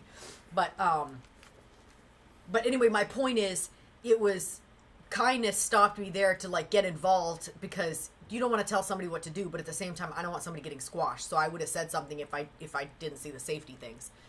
And then when this person comes by, if they say hi to the kids or whatever, or say hi to me, I don't know if they've ever said hi to me, but they said hi to the kids for sure. I know that. And it looks like kindness, but then it's like you said, they're leaving their dog poo everywhere. And then it takes a little... Anyway, go ahead. Yeah, fear can make you kind. But I also think fear can make you kind...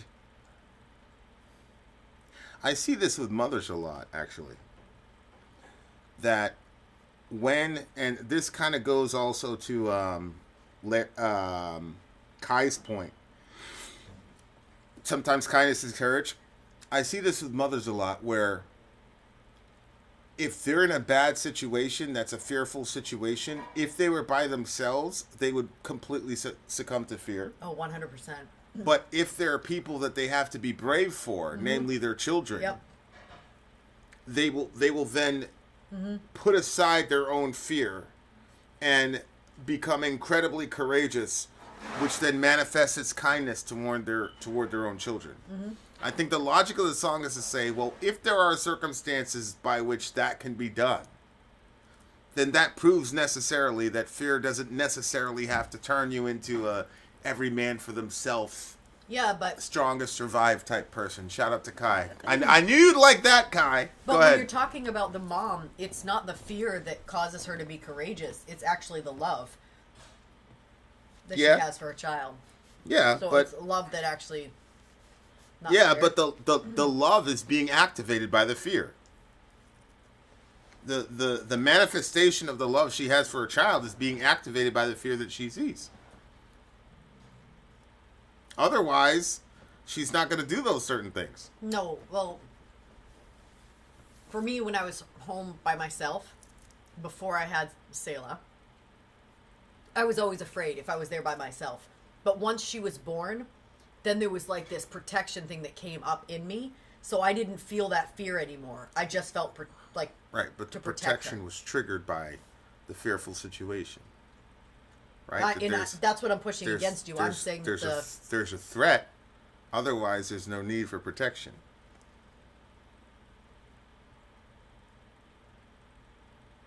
Well, there was no threat. It was just but the fear that there could be threat. Well, the potential of the threat. Yeah. You're experiencing fear psychologically is the point. But when she was born, I wasn't experiencing the fear. I was experiencing this incredible amount of love and protection. Right. What I'm saying is what triggered the protection is the fear. That's what I'm saying. If everything was all roses and you guys were in the Shire, then that protective element, that protective aspect of you would never come out. Yeah. So fear is such an interesting emotion to me because Why? Because people use it as excuses for all types of shit, and it's interesting because the logic of the song, even though it's basically just zombie shit, but terror doesn't make you cruel. Fear can make you kind. I think it's saying, man, take accountability for yourself. Like, yeah, there's a bunch of zombies out there, but you don't need to be the type of we saw this with Walking Dead. Like, there were some crews that because there were zombies around, they run around killing people, taking all their shit. And then there were other people that are like, we can't do this to people. Yeah. We gotta be, and so it's like, you guys are in the same situation. So you're using terror to justify cruelty and fear to justify unkindness, but there's a whole host of other people that are not like that. So it's interesting that, you know, it's like, oh, it's a throwaway, it's a zombie song, whatever. But at the same time, like, that's one of the things that really fascinates me about zombie movies is that, and shows, is that they really put everybody in these moral conundrums. Yeah. And you really start to see what's inside of people when they get tested. Yeah. I don't believe that you can really control fear. But the responses to fear, I think, are absolutely controllable. And I do think that that's part of the message of the song, which is very fascinating. Like, you cannot use your fear as a reason for why you do the things that you do. Like, you have to overcome that shit. So, I like the song. Obviously, I like the heaviness. The lyrics were kind of like, I don't know. To me, they were kind of meh, run of the mill. But there were some real gems in there, I think, for that one. So, I'm going to give this one a solid 9.2. 8.2 for me. What is Astro.com? Amy just said something about Astro.com. 8.2 for... 8.2. Okay. I want to know what Ben. That is a core of Aurelian Stoicism. Focus on what you can control and live with what you can't. Allahu Akbar. You're a prophet, sir. You're a prophet, Mr. Song Snob. What is this nonsense? Oh. The art of astrology. Oh, this is what you were talking about earlier. See? Look. Liz Green's Astrology for Lovers. We're going to do this shit later. We'll see what happens. I don't really believe in any of that astrology shit, but it was like, some of the shit was like, boom, right on point, and then some of it was like, nah, it's the complete opposite of who I am as a person. What did you rate it? Well, He rated some of them, though, he rated you it were a 9.5. like, you were like, no, that's not you at all. And I was like, that does... See, we have different perceptions of me. your stuff? Yeah, because there was one of them that you were like, yeah, that's not it at but all. there were a couple of And I them was for like, me where you're like, oh. nah, that shit is wrong.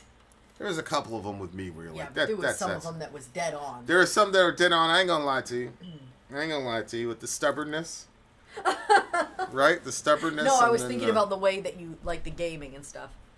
Oh, the way that we both game with each that other. was spooky.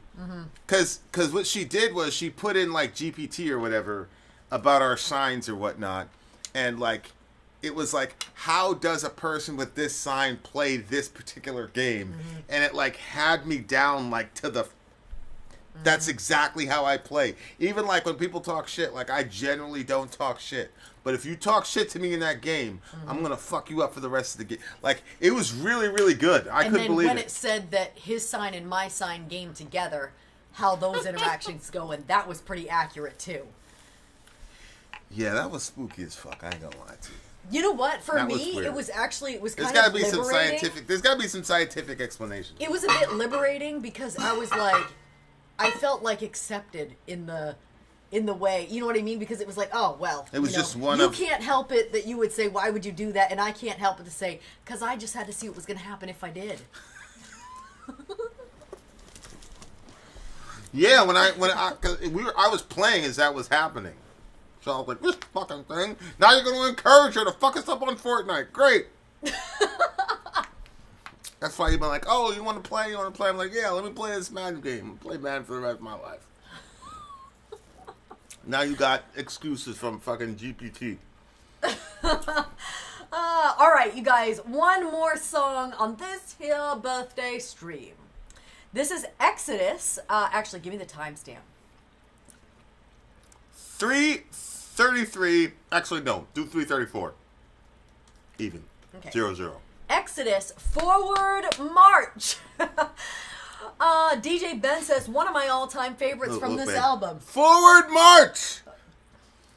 Hey, I'm just saying Forward March. I'm just saying hi to everybody in the dream world. We continue. Go ahead. In the dream world? I mean, in the YouTube world. Whatever. Everybody knows what I'm talking.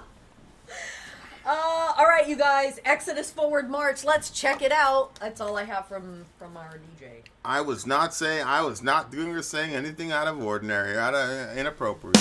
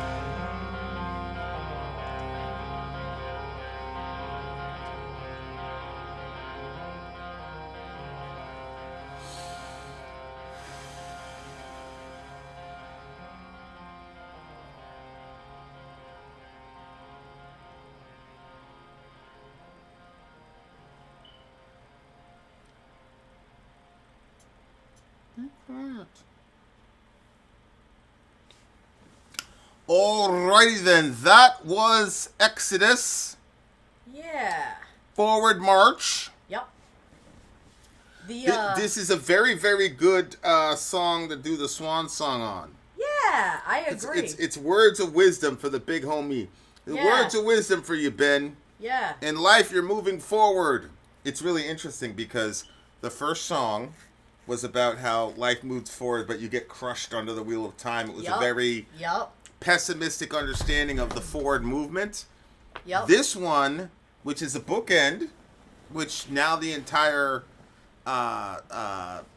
stream has now taken on a chiastic structure. Congratulations, Mr. Ben. By the way, dear listener, this song was not supposed to be on the list. That's what I was literally thinking. So, Ben, I don't know what you believe, bruh, but there are no coincidences. So, yep. In life, you're moving forward, but sometimes for the worse. Always keep a step ahead, never in reverse. The cards are stacked. I think, is it cars or cards? I think it's cards. I mean, it says cars, but I think it means cards. The cards are stacked against you in everything you do, but you try to get out alive when you don't have a clue. This one says cards, actually. You always feel the tension breathing at your back to be the best that you can be, to be on the attack. Kicking down the wall and kicking your face in means I'm moving forward. My new life can begin. Boom, I liked that part because he says kicking down the wall and kicking your face in. Like, I just pictured, like, I saw this person, well, I didn't see it happen, but his wife told me about it in great detail. And he was taking down a wall, but he was doing the hammer this way on the back side of the wall, and then it just, like, went through, and he ended up hitting himself and stuff. But you know what? The wall was coming down. It was a little hectic there, but there was forward movement in the wall coming down. And so when that part hit, I was like, yeah, like if you're moving forward and you're kicking through a wall, but in the process you get your face hit in, which, you know, sometimes that's what growth looks like. It's kind of messy. Doesn't always look like it's going, but it can be still moving forward. So I liked that when he was saying you're kicking down the wall, basically hits you in the face. It means you're moving forward, because it's true. If you weren't trying to move forward, you probably wouldn't keep hitting your face. You'd just be sitting on the couch and wouldn't even care. Yeah, I mean, it's people ask me, and I'll probably never get into the YouTube consulting game, but people ask me like, what is it? And I'm like, just keep making videos, man. Just stay with it. Mm-hmm.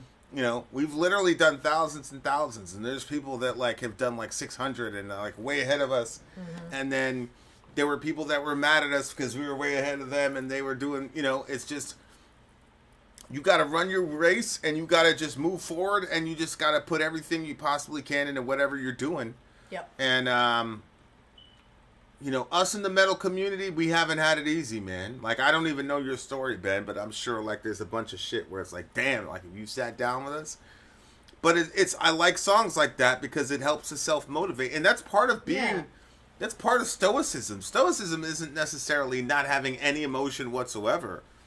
But this is part of it. This is part of taking control of your future, is to listen to shit that is inspiring to you.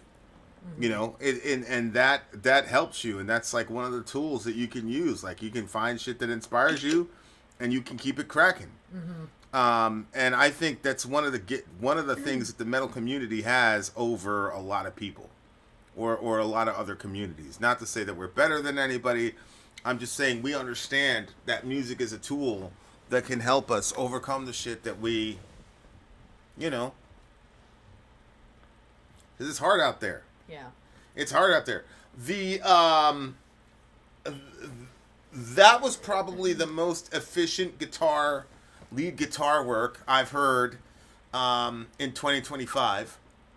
That solo was incredible. And on top of the solo being incredible, we also had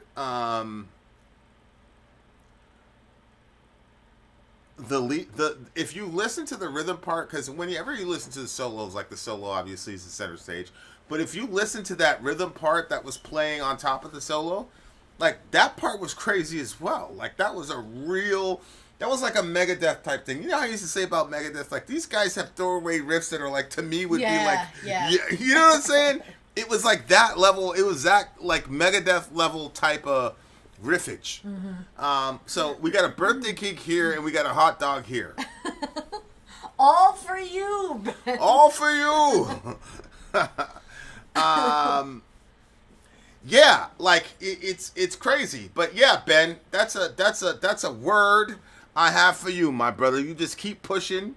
You know what I'm saying? Ben gave us a little thank you, talking about how he gets us and everything. We got him through years, but trust me, boy, you did that for everybody else too, bro.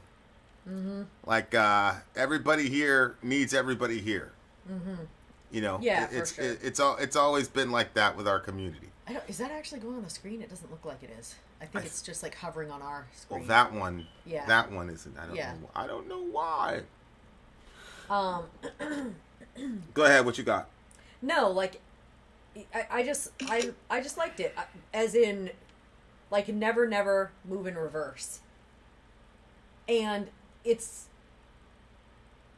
I don't think that you can be, like, in a standstill for very long before you actually are going in reverse, but you think Is you're that a standing peach? still. A butt? A butt with a green thing on top of it? What kind of butts are you? Well, no, peaches always mean butts. Yeah, looks like believe. Trust and believe. A hot dog and a peach. Okay. Allahu Akbar. Oh my God. You have a disgusting, horrible mind. Oh, puppy. Both of you. I was gonna say I feel like. Both of you horrible women. I'm just gonna delete everybody's shit now. Just go ahead. You just ruined everything for everybody. I'm sitting here having a wholesome moment with my little brother on his day of birth. Now here y'all come. This is why I say I can't let you both of you bums go to no bars by yourself and shit. You be on tables, all type of shit. Medication. All right. Yeah, I just, you know, the whole, like, never move in reverse. God, I can't believe I missed that. Son of a bitch. What? Go ahead. Missed what? Hello? Sorry, I thought Amy Lee was Amy Lee, not what I expect from Soraya. Yeah, I know. I'm sitting here, you know, naively like, oh, go ahead, continue. Go ahead. I mean, yeah. Go ahead. The thing is, it is fun to point those things out to him. Oh, I got caught up in the moment. Unbelievable. Especially when you're like, oh, what, is she giving a peach? Oh, like, that's when it's like, it's so difficult to not say it out loud. Because it's so obvious. Well, I was like, oh, that's a healthy, you know, because you got the cake with all the sugar and the fucking... Yeah, you know, it started out dog, innocent, but you know. really, you know what? Your boy Applejack is the one that started turning the tides. No, he put the hot dog makes sense. No, he should have bought. You that go was have not a about birthday. a party. No, if you have a birthday in the park and shit, you got your cake over there. That's all your sugar and shit. And then you got the grill, the hot dog, the barbecue.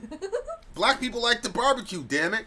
No, AJ was doing the right thing, the Christian thing. You Muslims were doing the opposite. I don't care about it.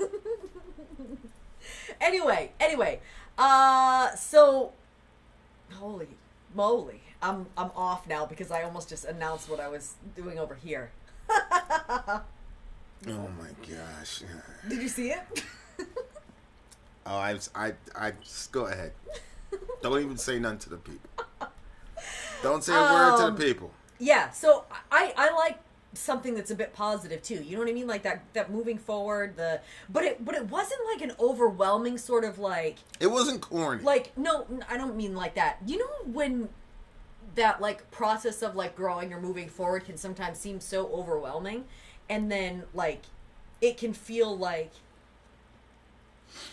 when you're in this is a really old-fashioned experience, but like when we were back in school and the teacher was like, no, you can do this, and you're like, bro, I can't do it. If I knew how to do it, I wouldn't have called you over to my desk. You know what I'm saying? Yeah. But like in that happened a lot in homeschool. Yeah. Don't you remember? Yeah. I don't think you do. I know exactly what you're doing. Pew pew. Yep. I feel the sights of the back of my head again. Yeah.